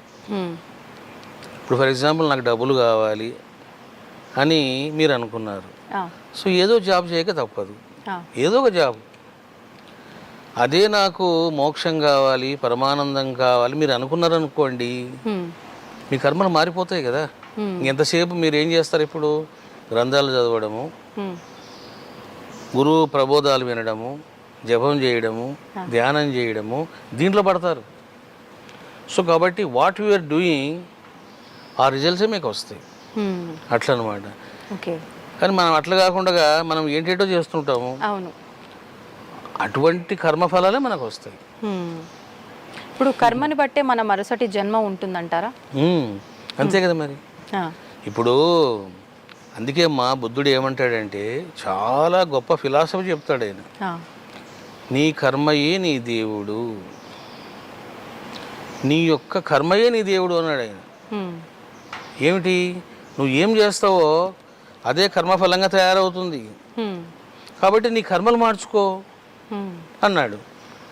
ఇప్పుడు ఫర్ ఎగ్జాంపుల్ ఒక వ్యక్తి ఉన్నాడు, ఆ వ్యక్తి దగ్గర డబ్బు చాలా ఉంది, ఇంకా దీనికి మా బిజినెస్ ఇంకా కష్టపడతాడు, రాత్రి పగలు మేలుకుంటాడు, అంటే తరతరాలకు సంపాదించి పెట్టాలి. కాబట్టి అట్లా కాదు. సో నాకేం కావాలి, నా లక్ష్యం ఏమిటి అనేది మనిషికి లేదు. అవును. ఎలా ఎలా క్రియేట్ చేసుకోవచ్చు అంటారు స్వామీజీ? ఆ లక్ష్యాన్ని ఎలా క్రియేట్ చేసుకోవచ్చు అంటారు? దానికి సిద్ధగురువుల యొక్క సహచర్యం చేయాలి. సహచర్యం వలన వాళ్ళు వీళ్ళు అవుతారు అంటారు కదా. అంటే ఎప్పుడైతే మీరు మహనీయుల యొక్క సిద్ధగురువుల యొక్క సాంగత్యము, వాళ్ళతో ఇవన్నీ స్నేహ బాంధవ్యాలు ఉంటాయో ఆటోమేటిక్గా మీ ఆలోచనలు మారిపోతాయి. దీనికి ఎంత ఇవన్నీ, నాకేం కావాలి అసలు, ఇదేనా సాధించవలసింది అని ప్రశ్నలో కనుక పడ్డాయా అయిపోయింది, జీవితము మారిపోతుంది. అంటే ఎన్ని ఆలోచనలు వచ్చినా, ఇప్పుడు ఫర్ ఎగ్జాంపుల్ నన్నే తీసుకుందాము, మీరు ఒక మంచి మాట చెప్పారు, ఒక ఆ ప్రశ్న అనేది మనలో తలెత్తితే మారిపోతుంది. నిజంగా నాకు అనిపించింది అనుకోండి, ఇప్పుడు మీరు చెప్పగానే అయ్యో నేను మారిపోవాలి అనుకుంటాను, నాకు నేను క్వశ్చన్ వేసుకుంటాను, తెల్లారింది పడుకొని మళ్ళీ లేచినాము అని అంటే అంతా రొటీన్ అయిపోతుంది, అసలు ఇదంతా ఏమి గుర్తుండదు. అంటే ఇది మానవుల యొక్క లక్షణమే అది అనుకోవచ్చా? అసలు అది నా కర్మ ప్రారంధం అని అనుకోవచ్చా? అంటే ఇక్కడ రెండు విషయాలు ఉంటాయమ్మా, క్షణిక వైరాగ్యము, ప్రచండ వైరాగ్యం. క్షణిక వైరాగ్యం అంటే ఇప్పుడు ఒక మనిషి చనిపోయాడు, అతన్ని శ్మశానం తీసుకెళ్ళారు, మనం కూడా వెళ్ళాం. ప్రతి ఓడు అంటాడు ఏముందిరా అంత, ఎంతసేపు అంటాడు ఆ మాట, ఏముందిరా అంత అని, అంత మాయరా అంటాడు. అంతే, ఏముందిరా మనిషి జీవితం, ఊరిగా బాధపడతాం రా అని ప్రతి ఓడు వేదాంతం చెప్తాడు అక్కడ. అవును, అది ఎంత బయటికి పోనివ్వండి, ఫోన్ వస్తుంది, ఆగి వస్తాను ఇప్పుడు వస్తాను, అయిపోయింది అంతే. అంటే అది తాత్కాలిక శ్మశాన వైరాగ్యం. ఇది ప్రచండ వైరాగ్యం అంటే అయిపోయింది. ఇంకా మొసలి నోట్లో పడ్డవాడు తప్పించుకోలేడో అలా పల్లె. ఈ ప్రచండ వైరాగ్యం శ్రీరామునికి కలిగింది. శ్రీరామునికి కలిగింది ఏ సందర్భంలో? చిన్న వయసులోన శ్రీరాముడు కొన్ని తిరుగుతాడు, తీర్థాలు, క్షేత్రాలు, ఇంకా భోజనం చేయుడు, నిద్రపోడు, ఇలాగే పరమ వైరాగ్యంతో ఉంటాడు. అప్పుడు తండ్రికి భయం కలుగుతుంది. అప్పుడు వశిష్ఠ మహర్షి చెప్పినప్పుడు వశిష్ఠ మహర్షి చెబుతాడు, దశరథ, రాముడు ప్రచండ వైరాగ్యానికి గురైనాడు, ఇంకా నువ్వు ఆయనని బంధించొద్దు, కొంతకాలం ఇంకా తిరగని అంటాడు. అప్పుడు మళ్ళీ తిరుగుతాడు రాముడు. అసలుకు దశరథ మహారాజు 14 సంవత్సరాలు నువ్వు అడవులకు పోరా అని అనగానే సంతోషపడింది ఎవరంటే రాముడే. ఎందుకంటే రాముడికి తెలుసు అడవిలో ఋషులు ఉంటారు, మునులు ఉంటారు, ప్రశాంతత ఉంటుంది, విషయ లంపటం ఉండదు, వైరాగ్యం ఉంటుంది, పవిత్రత ఉంటుంది, సాధన చేసుకోవచ్చు అనే విషయాలు రాముడికి తెలుసు. అందుకే రాముడు ఏమన్నాడు, ఎస్ డాడీ అన్నాడు. ఇంకా నో అని చెప్పలే. అదే ఒక క్షణం కూడా ఆలోచించి. అది ప్రచండ వైరాగ్యం. ఇది రాముడికే కాదమ్మా, ప్రతి మనిషికి వస్తుంది ఇది. నువ్వు నా జీవితమే తీసుకోండి, నేను బీటెక్లో ఫస్ట్ ఇయర్ స్టార్ట్ అయింది. ఏంట్రా ఈ చదువులు, అసలు నేను దేనికోసం పుట్టానురా అనేవాడిని. నా ఫ్రెండ్స్ ఉంటారు కదా, ఎవడరా బాబు వీడు చిత్రంగా మాట్లాడుతున్నాడు అనేవాళ్ళు. అలా పోతూ ఉండేవాళ్ళం. ఏవో కొండలు కనిపించేవి. నేను అడిగేవాడిని, అరే ఆ కొండ, అంత పెద్ద కొండ అక్కడికి ఎలా వచ్చిందిరా అనేవాడిని. ఇది కనుక మెంటల్ అనుకునేవాడిని అని చూసి. ఏమ్మా సరే ఏదో కష్టపడి నాన్న తిప్పలు పడి బీటెక్ పాస్ అయినా. ఇంకా ఉద్యోగం చేయాలి. నేను ఉద్యోగంలో జాయిన్ అయినా. ఆ ఉద్యోగంలో జాయిన్ అయిన 10 రోజులకే ఆ దారిలో పోతూ ఉంటాను నేను ఫ్యాక్టరీకి. ఒక ఆయన చనిపోయాడు. బోని ఏడుస్తున్నారు. వెంటనే అంతరాత్మ ప్రబోధం, ఏంటి చూస్తున్నావు, నీ గది కూడా అంతే. ఈ ఫ్యాక్టరీ జీవితం నీకు అవసరమా, వాడు ఇచ్చే నీకు 10,000 అవసరమా, వెళ్ళిపో అని ప్రబోధం జరిగేది నాకు. ఇంకా నేను ఇంకా జాబ్ చేసేవాడిని కాదు, వెళ్ళిపోయేవాడిని. ఇంక ఎంతసేపు పుస్తకాలు చదువుకోవడం ఇట్లా చేసేవాడిని. మరి దాన్నే వైరాగ్యం అంటారు. ఓకే, అంటే మనకు అది ఏ సందర్భంలో కలిగింది వైరాగ్యము, ఎలా తీసుకుంటున్నాం అనేది ఆ సిచ్యువేషన్ని బట్టి ఆ మార్పు, ఆ జీవనం అనేది కొనసాగుతుందని చెప్పొచ్చు దీన్ని బట్టి.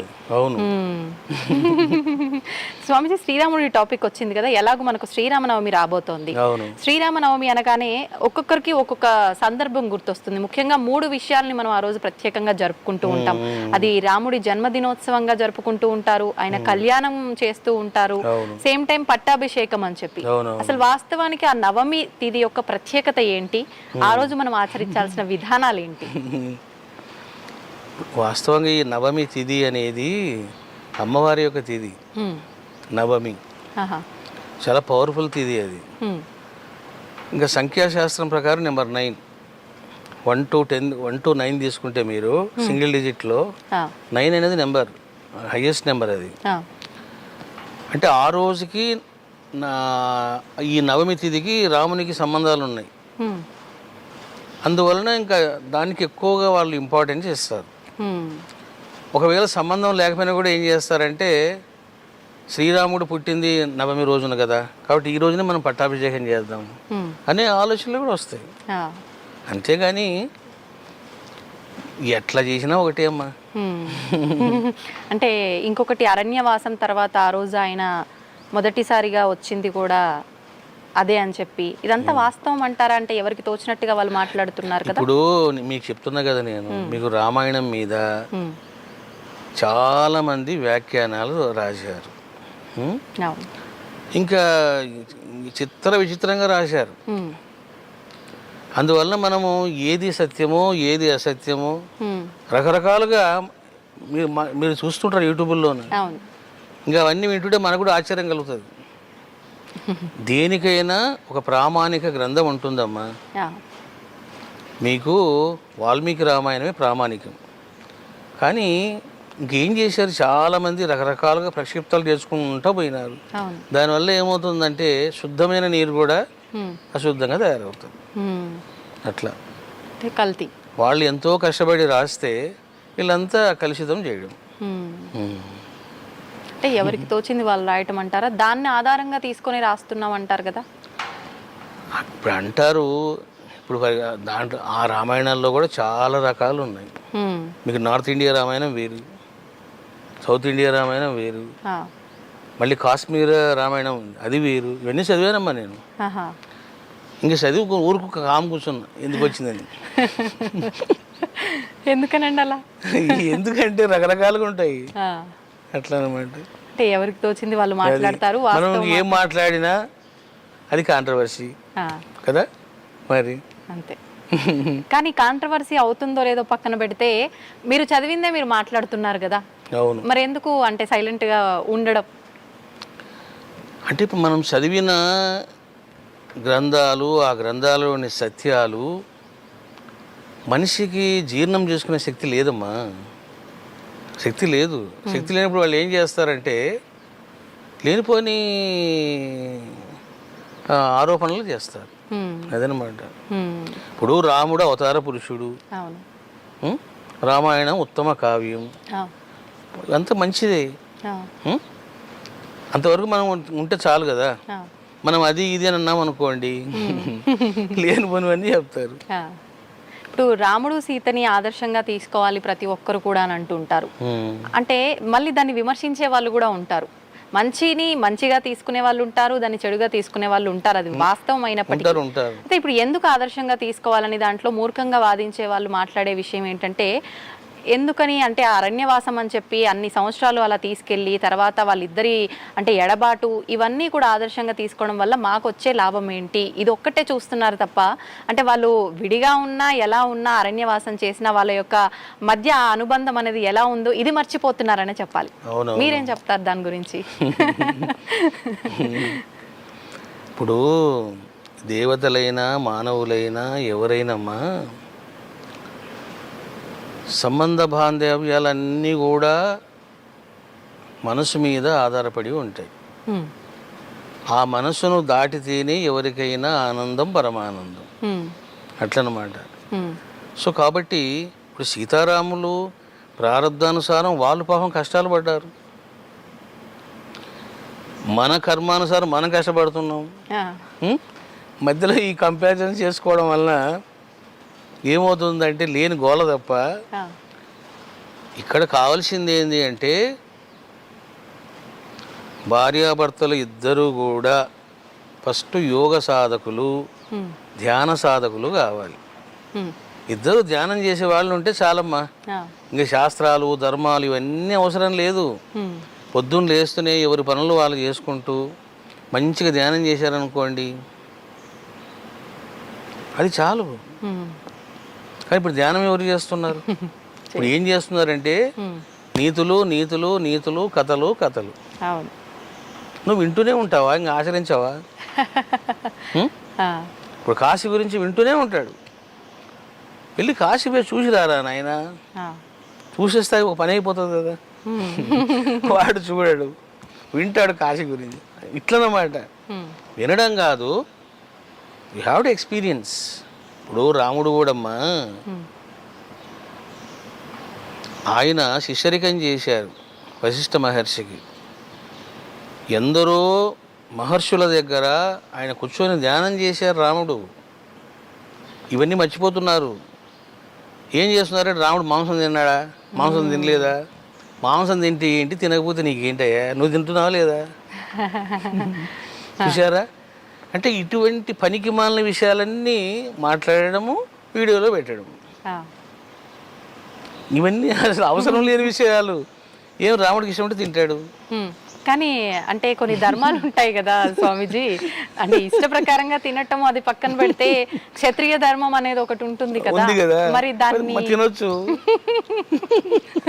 అసలు రాజులు పప్పన్నం ఏం తింటారమ్మా? మనం తింటాం పప్పన్నం. మరి రాజులంతా వాళ్ళంతా మాంసాహారులే. కానీ ఆయన భగవంతుడి యొక్క స్వరూపం కదా, మానవ రూపంలో వచ్చిన భగవంతుడు కదా, మళ్ళీ ఆ ధర్మాన్ని కూడా ధిక్కరించకూడదు అంటారు కదా. అంటే పాపము రాముడుగా జీవించడానికి ఆయన సిద్ధంగా ఉన్నాడు. ఆయన జీవించాడు, ఎలా జీవించాలో. మనకి ఇష్టం లేదని అలా జీవించడం. అది ఇప్పుడు నాన్ వెజిటేరియన్ తినేవాడు, ఎవడరా నీకు చెప్పింది? రాముడు మా పార్టీ, ఆయన బాగా తిన్నాడు అంటారు. వెజిటేరియన్స్ ఉన్నారనుకోండి, చీ చీ చీ ఏం మాట్లాడుతున్నావు నువ్వు అంటారు. వాస్తవం. అసలుకి ఇవన్నీ వాదోపాదాలు ఎక్కడి నుండి వస్తున్నాయి? మన భావాల నుండే వస్తున్నాయి. మరి వాస్తవానికి ధర్మ ప్రకారంగా మాంసాహారం తినొచ్చు అంటారా? అంటే ఒక జీవిని బలి ఇవ్వకూడదు, అధర్మం అంటారు కదా, మరి ఒక జీవిని బలిస్తున్నట్టే మాంసాహారం తినడం అంటే అది విరుద్ధం అంటారా ధర్మానికి? ఇప్పుడు చూడమ్మా, ఇప్పుడు ధర్మము విశేష ధర్మం అని రెండు ఉంటాయి. ఒక మేక అలా పోతూ ఉంది, ఆ మేకను నరికేసాం, వెళ్ళి వండుకొని తిన్నాం. ఇదిగో అది జీవహింస, అది జీవహింస, అది పాపం. ఎందుకు చంపేసావు దాన్ని? అది పాపం అది. ఇప్పుడు అదే మేకను ఉమ్, తీసుకెళ్ళి కాళీమాతకు బలి ఇచ్చాడు అవును. కదా. ఆ, మరి అది పాపమా పుణ్యం అంటే పుణ్యం అది. ఉమ్, ఎట్లాంటి పుణ్యము అని అంటే ఆ, ఎప్పుడైతే ఆ మేక అమ్మవారి దగ్గరికి వెళ్తుందో, ఎప్పుడైతే బలి ఇవ్వబడుతుందో, చూసారా, బలి అనే పదం వెరీ పవర్ఫుల్ పదం అది. ఆ, ఆ బలి అనే పదం అర్థం తెలియకనే చాలామంది రకరకాలుగా ఊహించుకుంటారు. అవును. ఎప్పుడైతే బలి ప్రదానం జరిగిందో ఆ మేకలో ఉన్న జీవాత్మను అమ్మవారు ఉద్ధరిస్తుంది. ఉహుం, అది రహస్యం. ఓ, బలి సూత్రం తెలుసుకోవాలి అంటే ఉమ్, జీవాత్మ దైవము ఏం చేస్తాడు అనేది ఇంపార్టెంట్. అక్కడ కాళీమాత స్వీకరించేది అదే కదా, అవును. ఆ మేక మాంసాన్నే కదా, మేక రక్తంనే కదా. మరి హాస్టల్గా ఉన్న జీవాత్మ ఉంది కదా మేకలో, ఉమ్, మళ్ళీ ఆ జీవాత్మను ఏం చేస్తుంది అమ్మ అని అంటే ఉత్తమ జన్మను ప్రసాదిస్తుంది. ఓ, అంటే దాని జన్మకు అక్కడికి విముక్తి పొందింది అంతే, జంతు జన్మ పోయి ఇప్పుడు మనిషిగా పుడుతుంది ఇంకా మేక.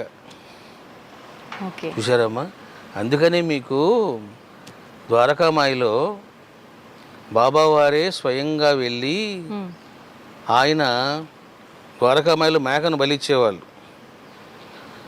అట్లా బలిచ్చినప్పుడు దుమాల్ అనే భక్తుడు చూస్తాడు. అతను బ్రాహ్మణ్. బాబా आपने महात्मा है, सिद्ध पुरुष है, क्या करता है बाबा, क्यों ऐसा मारना मस्जिद में, ఆ, ये द्वारका में है, टेम्पल है ना, ఉమ్, क्यों मारना ऐसा, ये జీవహింస होता ना అన్నాడు. ఆ, అప్పుడు బాబా అన్నారు, రే ఎవడు చంపుతాడో వాడే సద్గతినిస్తాడు అన్నాడు. ఓ, చూశారా, మరి ఈ మాట అన్నది ఎవరమ్మా? షిరిడి సాయిబాబా. సాయిబాబా మసీదులో బలి ఇచ్చాడు అంటారే కానీ, విమర్శిస్తారే కానీ ఏం జరిగింది అక్కడ? ఉమ్, ఆ మేకలోని జీవాత్మను బాబా ఏం చేశాడు ఉమ్, అని అంటే దానికి సద్గతిని ప్రసాదించాడు. మేక ఎప్పుడో సావాల్సిందే, చచ్చిపోతుంది అది. అవును. ఇప్పుడు అది ఉత్తమ కార్యము చేసి ఉమ్, సత్కర్మను చేసి చనిపోయింది. ఉమ్, కాబట్టి బలిలో మీకు అది ఉంటుంది. ఆహా. ఓకే. అంటే ఈ బలి ఇచ్చే విధానం కూడా అంటే మనకు శాస్త్రాల్లో ఎక్కడా లేదని కొంతమంది చెప్తూ ఉంటారు. ఈ బలి ఇచ్చినప్పుడు కూడా అంటే జంతు బలి కన్నా కూడా మనకు గుమ్మడికాయ కూడా బలి ఇవ్వచ్చు, దానికి ఆల్టర్నేట్ గా భగవంతుడు ఏమైనా అంటే అమ్మవారికి ఎక్కువగా మనం ఈ బలులు ఇస్తూ ఉంటాము, ఎక్కువగా గ్రామాల్లో చూస్తూ ఉంటాం ఈ జంతు బలులు అనేవి. ఎక్కడ లేదు శాస్త్రాల్లో, ఇదంతా కూడా ఆ ప్రాంత ఆచారాన్ని బట్టి వచ్చింది అని చెప్పంటారు. ఇది వాస్తవమా స్వామీజీ? ఈ బలి అన్నది వేదాల్లో కూడా ఉందమ్మా. అవునా? ఉమ్, గో ఉంది, ఉహు, గోవు అసలు మనిషినే ఇచ్చారు. ఆ, మనిషినే ఆ టైంలోన ఉంది.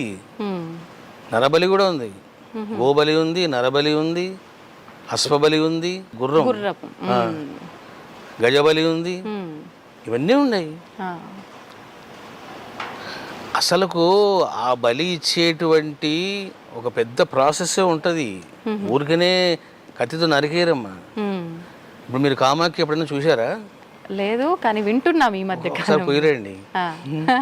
కామాఖ్యలో ఇంకా మీకు తెగుతూనే ఉంటాయి తలకాయలు. ఓకే, తెగుతూనే ఉంటాయి. ఒక దున్నపోతు కావచ్చు, ఏదైనా కావచ్చు, అలా కట్ చేయగానే తీసుకెళ్ళి అమ్మవారికి ముందు పెట్టేస్తారు తలకాయ. కొన్ని గంటలు పెడతారు అట్లా. ఆ శిరస్సు యొక్క బ్లడ్ అంతా అమ్మ తీసుకుంటూ ఉంటుంది. అంటే ఆలయ ప్రాంగణంలోకి తీసుకెళ్తారు, గర్భగుడిలోకే. నేను చూసాను కదా కాళీమాత టెంపుల్లో. నేను వెళ్ళినప్పుడు నేను బలి ఇవ్వడం చూశాను, తీసుకెళ్ళడం కూడా చూశాను. అట్లా రోజు జరుగుతుంటుంది అక్కడ. మరి ఏం జరుగుతుంది అక్కడ అని అంటే ఆ యొక్క పశువులోని జీవాత్మకు అమ్మవారు సద్గతి ప్రసాదిస్తుంది.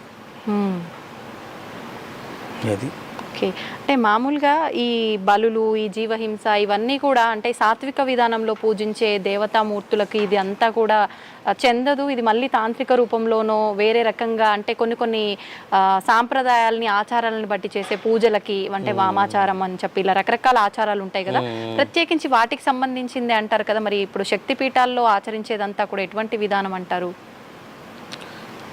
మీకు ఇప్పుడు భైరవులు, దశభైరవులు, అష్టభైరవులు, ఆ తర్వాత దశమహావిద్యా దేవతలు, తర్వాత అష్టమాతృకలు, గ్రామ దేవతలు, ప్రత్యంగిర, వారాహి, వీళ్ళందరికీ ఇవ్వాల్సిందే.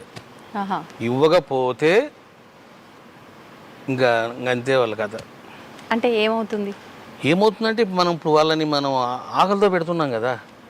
ఇప్పుడు నేను మీ ఇంటికి వచ్చినాను, ఎంతసేపు నాకు నీళ్లు ఇస్తుంటే ఈ అమ్మాయి భోజనం ఎప్పుడు పెడతారా నాయన అనుకుంటాం కదా.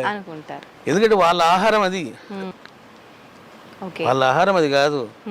మనం ఇంత పప్పన్నం పెట్టి అమ్మా తినమ్మా తినమ్మా అంటే తినదు. ఉగ్ర రూపాలుగా తీసుకోవచ్చు అంటారా? అంటే ఈ మాంసం నివేదన చేసే దేవతామూర్తులందరినీ ఉగ్ర స్వరూపాలు తీసుకోవచ్చు. ఇప్పుడు మీకు దశమహావిద్యలు అందరూ తీసుకుంటారు కదమ్మా. అవును, కానీ ఒకప్పుడు దశమహావిద్యలు అని అంటే చాలా రహస్యంగా చేయాల్సిన పూజలు అని చెప్పి రహస్య దేవతలు అని చెప్పి విన్నాము.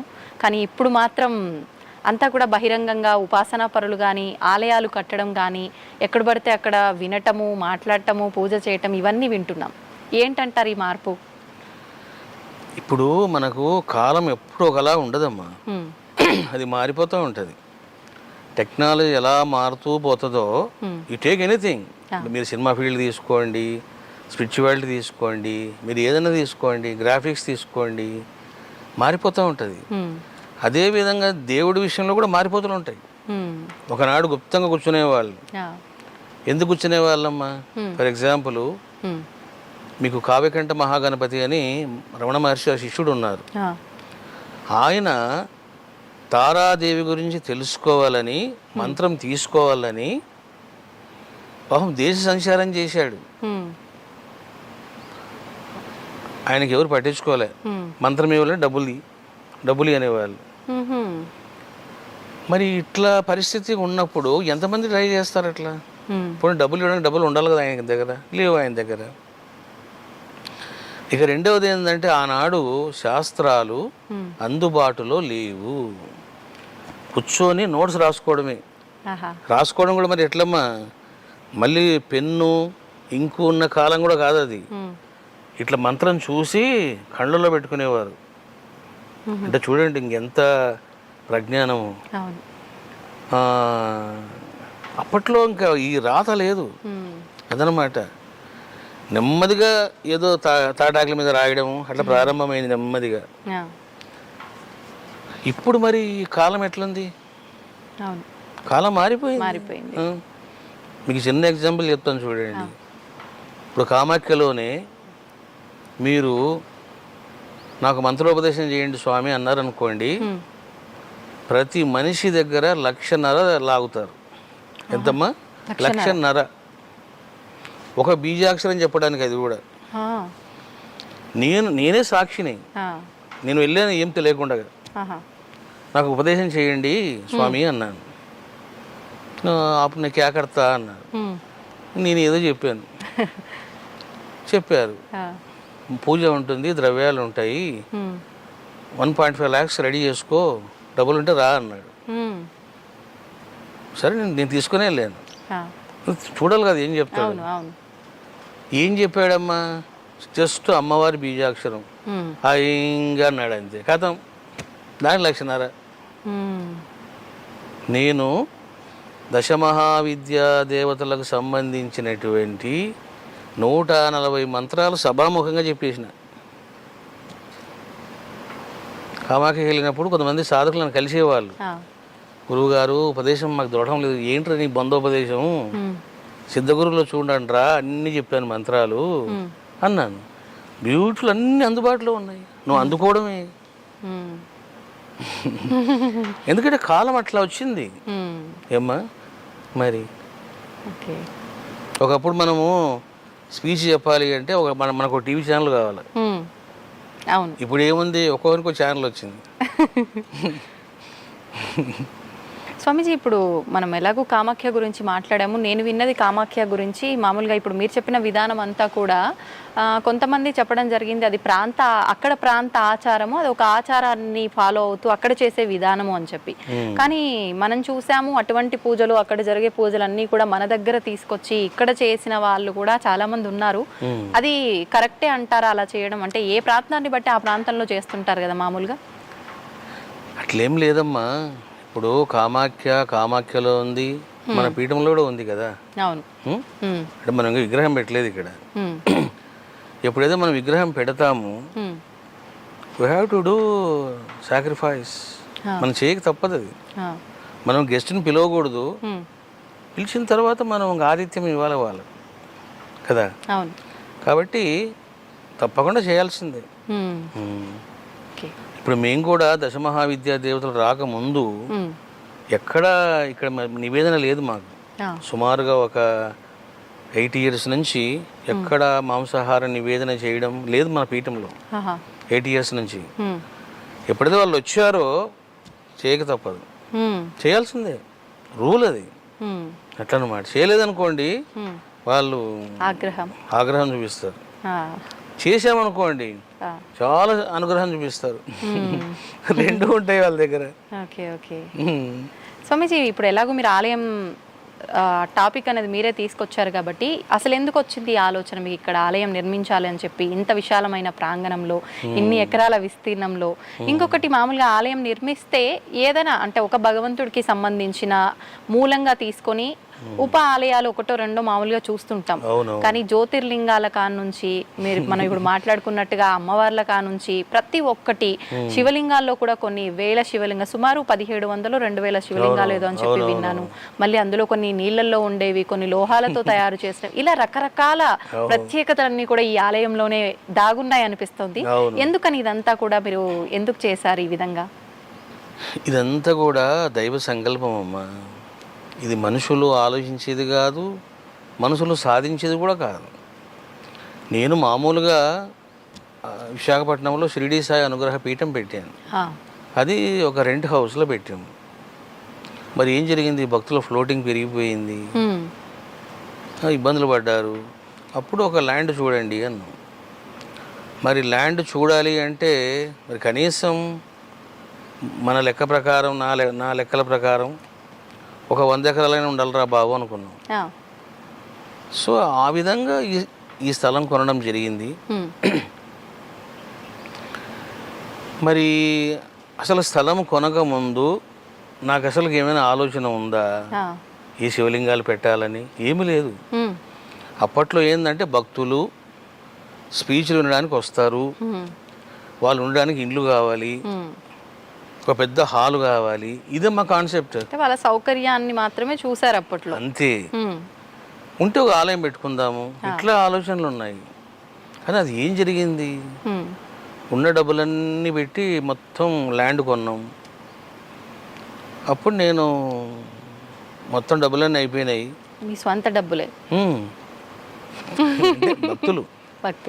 భక్తులు ఇచ్చిన డొనేషన్స్, మా ప్రాపర్టీస్ అవన్నీ అయిపోయినాయి. బంగారు లింగం ఉంది కదా, అప్పుడు అక్కడే కూర్చున్నా నేను.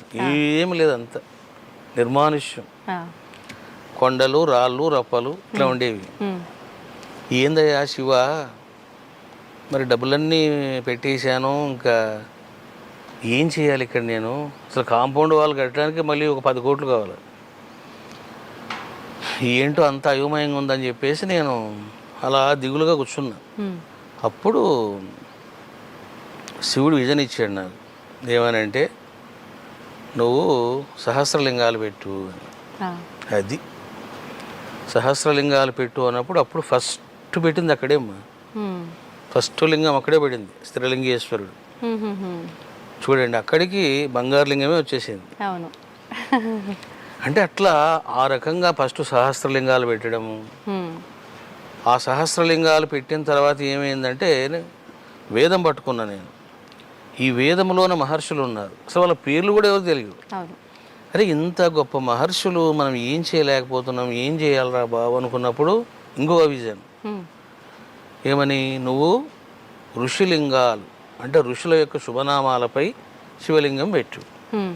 ఎందుకంటే వాళ్ళంతా ఇప్పుడు జ్యోతి స్వరూపంగా ఉన్నారు, నిరాకార స్వరూపంగా ఉన్నారు.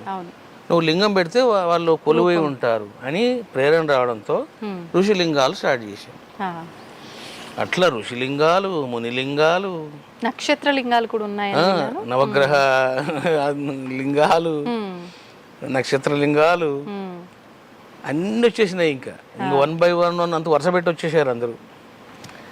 ఇంకా జలలింగాలు ఇట్లా నిర్మాణం జరిగిందమ్మా. ఇది నేను ఊహించింది కాదు, అసలు ప్లాన్ చేసింది కూడా కాదు.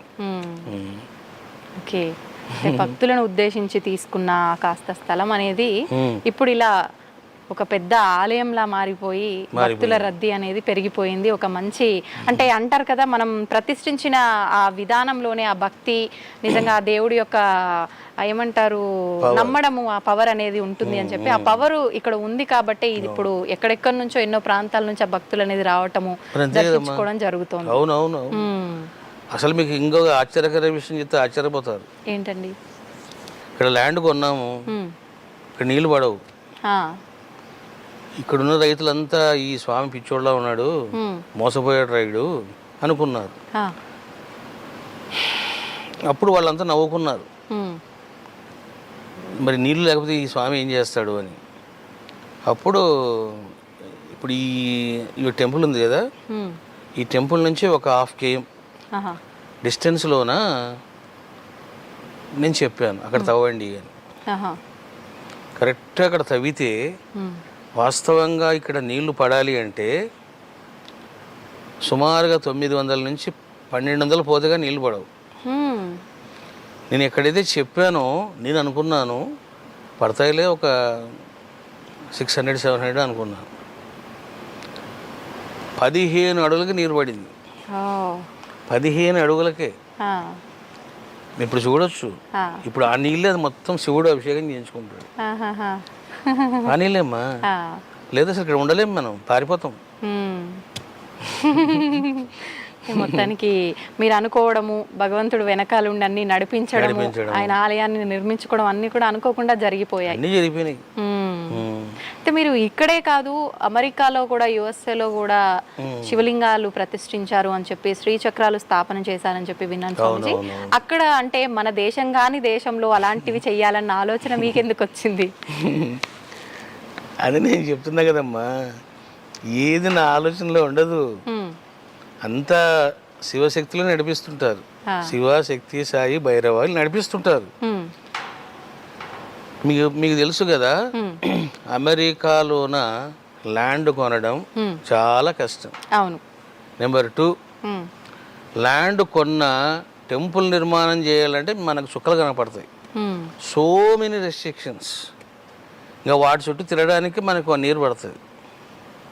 నెంబర్ 3, ఇంత ల్యాండ్ ఉందంటే ఇంత ల్యాండ్ పార్కింగ్ వదిలిపెట్టాలి, ఇది కట్టకూడదు, డ్రైనేజ్ సిస్టమ్ ఉండకూడదు, రకరకాల కండిషన్స్ ఉంటాయి.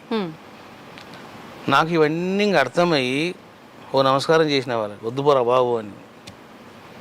మరి ఏం జరిగిందమ్మా, సహస్ర శ్రీచక్రాల ప్రతిష్టాపనం చేశాం ఇక్కడ. శ్రీచక్రాల మన ఆలయంలోనే ఇక్కడ ప్రతిష్టాపనం జరిగిన వితిన్ 11 days లోపలనే టెక్సస్లో 10 ఎకరాల ల్యాండ్ మనకు అమ్మ ఇచ్చేసింది. 10 ఎకరాలు. చూడండి ఎంత విచిత్రం అన్నమాట. సరే, అక్కడ మనకు బ్యాంక్ ఉంది, ఆ బ్యాంకులో ఎప్పటి నుంచో డబ్బులు పడుతూ ఉన్నాయి. సరే, ఆ డబ్బులు అలా పడుతూ ఉన్నాయి, అట్లా ఉన్నాయి ఆ డబ్బులు. అనుకోకుండా ఒక మంచి ల్యాండ్ రావడం, వాళ్ళు కొనడం జరిగిపోయింది. అందులో వాళ్ళు ఏమన్నారు, we can do anything here, no restrictions అన్నారు. ఇంక వెంటనే ఇక్కడి నుంచి వెళ్ళిపోయాను. వాస్తవంగా నేను చూసి వద్దాం అనుకున్నా, ప్రతిష్ట చేసి వచ్చాను. విత్ ఇన్ 25 days టెంపుల్ నిర్మాణం చేశాను. అంత తక్కువ సమయంలో నేనే వెళ్ళాను. మొత్తం అంతా ఆ ఇటుకలు, ఆ శివలింగాలు, శ్రీచక్రాలు తెప్పించాను ఫ్లైట్లో. మరి అమ్మ అనుగ్రహం వలన వితిన్ 1 month లోపలనే అక్కడ ఆలయానికి మొత్తం కాంపౌండ్ వాల్ కట్టడం, ఒక గేట్ పెట్టడం, ఆలయం కట్టడం, ఇవన్నీ జరిగినాయి. ఏ సంవత్సరంలో స్వామీజీ? లాస్ట్ ఇయర్ 24లోనా? 24. ఓకే. మామూలుగా అంటే మన హిందూ ఆలయాలకి అక్కడ ఆదరణ బాగానే ఉంటుందా, ఎలా ఉంటుంది? ఆదరణ అంటే అమ్మా సాటర్డే సండే మన వాళ్ళు వెళ్తారు. ఇంకా వాళ్ళకి ఏంటంటే పాపం అక్కడ ఏదో ప్రసాదం పెడతారు, రిలాక్స్ అవ్వచ్చు అనే ఉద్దేశంతో వెళ్తారు. కాకపోతే అక్కడ చాలా కండిషన్స్ అసలు మనం భరించలేము, అవి భరించలేము. అక్కడ అభిషేకం చేయాలి, ఎలా చేయాలో కూడా మనల్ని ఆదేశిస్తాడు. ఆ నీళ్లు ఇన్ని నీళ్ళు వాడాలా అంటాడు. ఇంకా అన్ని ఇప్పుడు మన టెంపుల్ అలా కాదు, నువ్వు ట్యాంక్తో పోసినా పట్టించుకోలేదు. ఎందుకని అంత మంచి అవకాశాన్ని కల్పించాలనిపించింది భక్తులకి? మీకు అదే చెప్తున్నా కదా. మామూలుగా శివలింగాన్ని ఆడవాళ్ళు తాకకూడదు అని చెప్పి ఏవేవో కండిషన్లు చాలా చెప్తూ ఉంటారు. లింగ రూపంలో ఉండటానికే ఏదో రీజన్ ఉంది శివుడిది అని చెప్పి, ఆడవాళ్ళు తాకూడదు అని చెప్పి ఇలా చెప్తూ ఉంటారు. మామూలుగా గర్భగుడిలోకి వెళ్ళకూడదు అని చెప్పి. ఎందుకని ఇలా మరి? ఇప్పుడు నేను చెప్తున్నా కదమ్మా, పుర్రెకో బుద్ధి అన్నట్లు వాళ్ళ భావాలని స్త్రీల మీద రుద్దారు. ఇప్పుడు శ్రీమూర్తికి మ్యాక్సిమం 4 రోజులే. ఆ 4 రోజులు ఆమె ఏం చేయకూడదు. అది అంతే ధర్మం, అది ప్రకృతి స్వభావం. అంతేగాని ఇంకా రిమైనింగ్ 26 daysలో షీ కెన్ డూ ఎనీథింగ్, ఏమైనా చేయొచ్చు. పురుషుడే తాగాల లింగాన్ని, శ్రీమూర్తి తాకొచ్చు. దేవుడు ఎవరు సొత్తు? అందరి సొత్తు ఆయన. అట్లన్నమాట. ఇవన్నీ మనుషులు క్రియేట్ చేసినవి అమ్మా. గీతలు గీసి ఇక నువ్వు గీతలో ఉండు, ఇంకా దానికి బలైపోవడమే వాడు. అంతే, చెప్పింది ఆచరిస్తూ వెళ్ళడము అదే తరచూ ఇంకా కొనసాగ. దాన్నే సాంప్రదాయం ఇంకో పేరు పెట్టడం. అవును అవును, మా వంశ పారంపర్యంగా వస్తుంది, ఇది ఇలానే ఉండాలి, ఇలాంటి టర్మ్స్ అండ్ కండిషన్స్ అన్ని అప్లై చేస్తారు. అంటే చారస్థాలు మోసుకొని పోతారు. అవును, అంటే ఇప్పుడు ఎలా అయిపోయిందంటే మన హిందూ ధర్మం, సనాతన ధర్మం అంటేనే ఈ పూజలు ఇవన్నీ పునస్కారాలు ఇవన్నీ అంటేనే ఒక మూఢనమ్మకంగా అని భావించే తత్వానికి కూడా హిందువులే వెళ్ళే పోకళ్ళలో కూడా వెళ్తున్నారు ఇలాంటి వాటి వల్ల. వెళ్తారు. అవును, నిజంగా మన హిందూ ధర్మంలో మూఢనమ్మకాలు ఉన్నాయా స్వామీజీ? ఏం చెప్తారు మీరు దాని గురించి? ఏ మూఢనమ్మకాలు లేవమ్మా, అంత సహజత్వమే.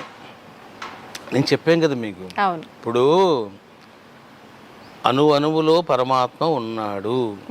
నేను చెప్తున్నాను, మీరు టెంపుల్కి వెళ్ళి కొబ్బరికాయ కొడితే మీకు ఏ ఫలం వస్తుందో, అరే వేదంలో ఇట్లా చెప్పబడింది అని చెప్పేసి మీరు రాయి పెట్టి కొబ్బరికాయ కొట్టండి, నేను చెప్తున్నా మీకు అదే ఫలం వస్తుంది.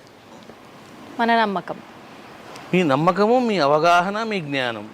చూసారా? ఎందుకంటే అందులో ఉన్నాడు ఆయన. ఇప్పుడు ఆకాశం ఎక్కడుంది? పైన కనిపిస్తుంది. అంతటా ఉంది, అంతటా ఉంది. నువ్వు ఎక్కడ తలకాయ పెడితే అక్కడ ఉంది. అంతే. కుండలో మట్టి ఎక్కడ ఉంది? ఉన్నదంతా మట్టే కదా. ఎక్కడుంది కాదు, ఎక్కడ లేదు చెప్పు. అంటే మన భావము, మన జ్ఞానము, మన పవిత్రత, ఇవన్నీ రోల్ చేస్తాయమ్మా.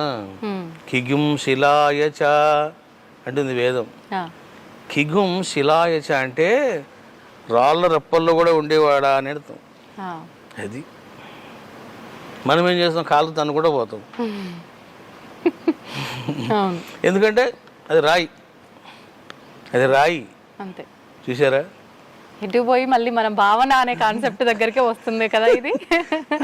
మనం ఎలా భావిస్తే అలా, అది రాయిలా భావిస్తున్నాం కాబట్టి రాయిలానే. యథా దృష్టి తత్ఫలం యు విల్ గెట్. అంతే, దృష్టి ఎలా ఉంటుందో మనం పొందేటువంటి ఫలం కూడా అట్లే ఉంటుంది. మతి ఎంతో గతి అంతో.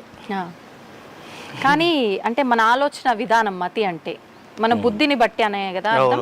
మరి మన కర్మను బట్టి అంటారు కదా స్వామీజీ, ఎలా తీసుకోవాలి మరి? ఇప్పుడు ఇది బుద్ధిని బట్టి తీసుకోవాలా, కర్మను బట్టి తీసుకోవాలా? అంటే అమ్మా, బుద్ధి కూడా కర్మానుసారం పనిచేస్తుంది.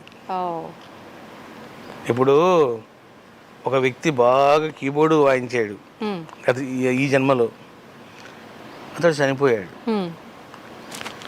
ఇప్పుడు ఎక్కడో పుట్టాడు.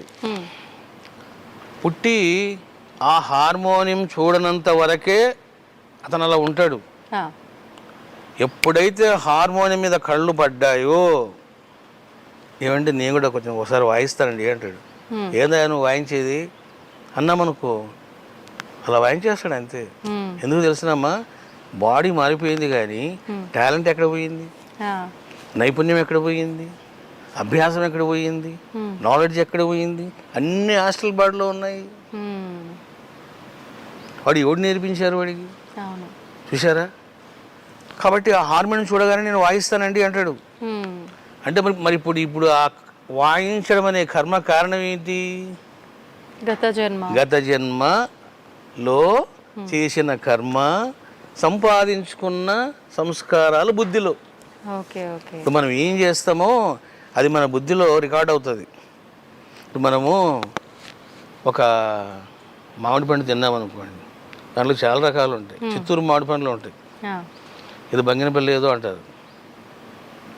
నేను ఒకసారి మా భార్య ఊరికి పోయినప్పుడు నాకు పండు ఇచ్చారు. చాలా మధురంగా ఉంది అది. నేను ఫస్ట్ టైం తినడం. ఇంకా చూడండి, అది తిన్న తర్వాత ఆ సీజన్ వస్తే ఆ పండ్లు ఉన్నాయా అని అంటాను. చూసారా? అసలు నాకు ఎందుకు వచ్చిందమ్మా ఆలోచన? కొన్ని రోజుల కిందట తిన్నాను, చాలా మధురంగా ఉంది అని నా బుద్ధిలో ప్రింట్ అయింది, అది రికార్డ్ అయింది. ఇప్పుడు now I'm thinking about that fruit again to eat. ఎందుకు అని అంటే బుద్ధి. కాబట్టి బుద్ధి కర్మానుసారిణి. కర్మను బట్టి నీకు బుద్ధి వచ్చింది. ఓకే, సూపర్ అండి. అంటే మనకు అతి త్వరలోనే మన నూతన సంవత్సరం రాబోతోంది, ఉగాది. ప్రస్తుతం మనం క్రోధినామ సంవత్సరంలో ఉన్నాము, శ్రీ విశ్వవసునామ సంవత్సరంలో అడుగు పెట్టబోతున్నాము.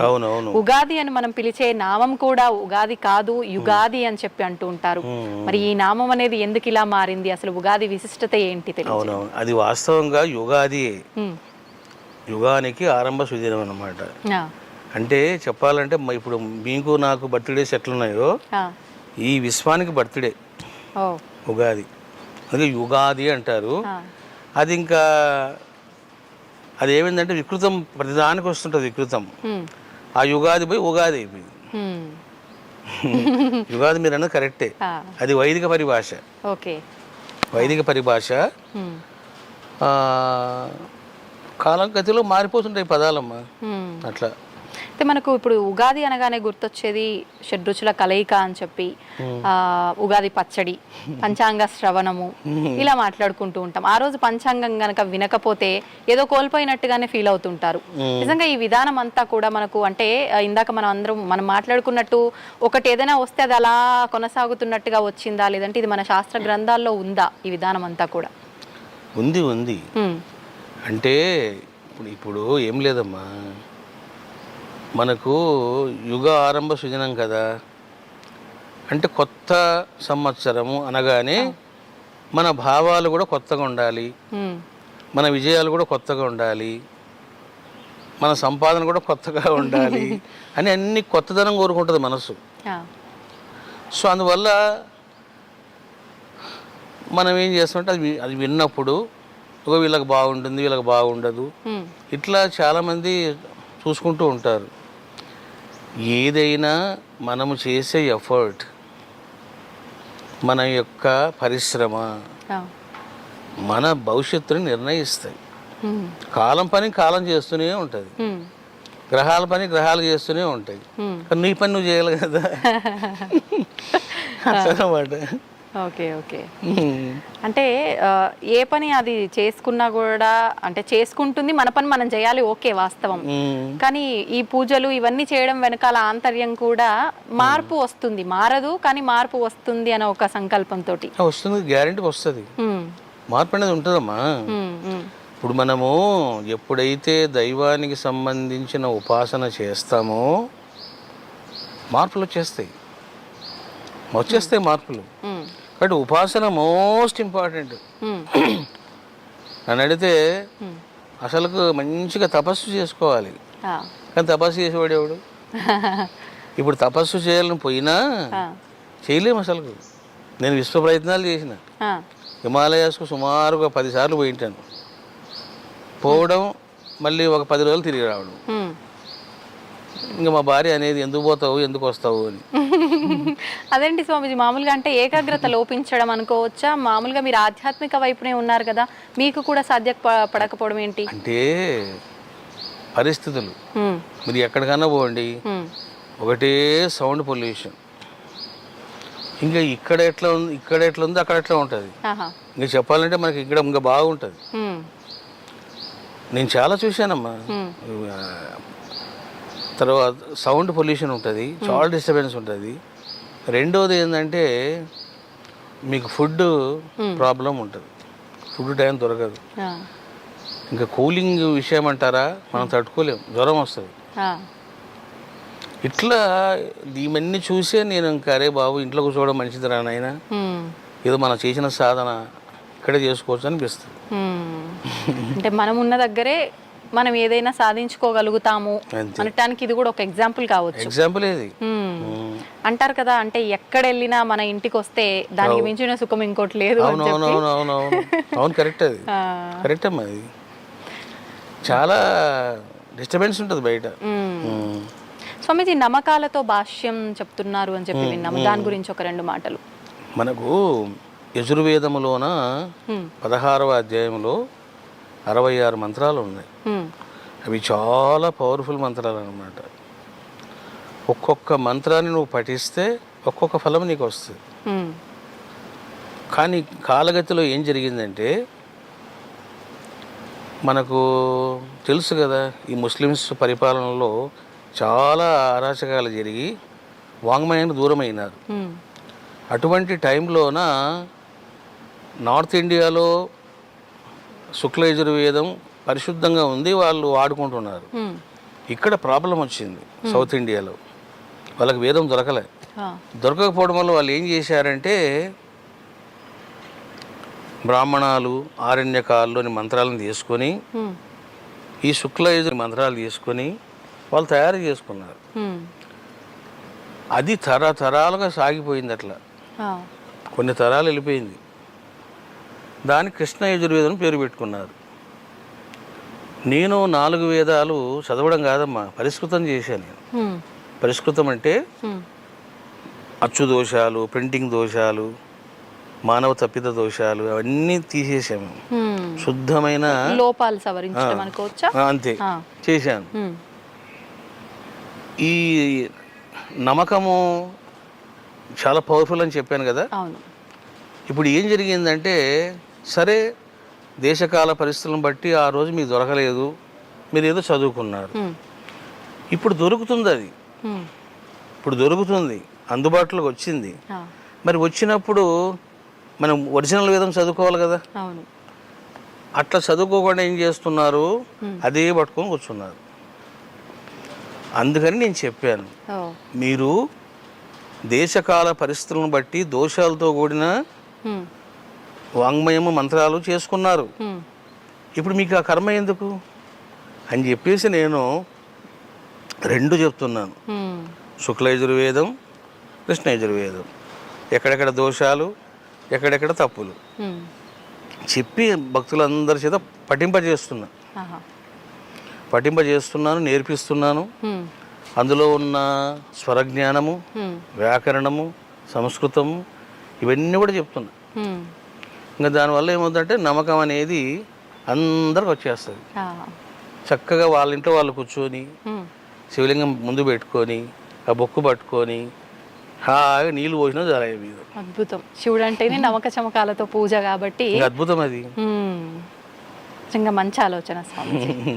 సంతోషం స్వామీజీ, మిమ్మల్ని కలిసినందుకు చాలా ఆనందంగా ఉంది. ఎన్నో మంచి మంచి విషయాలు మీ ద్వారా తెలుసుకోవడం అయితే జరిగింది.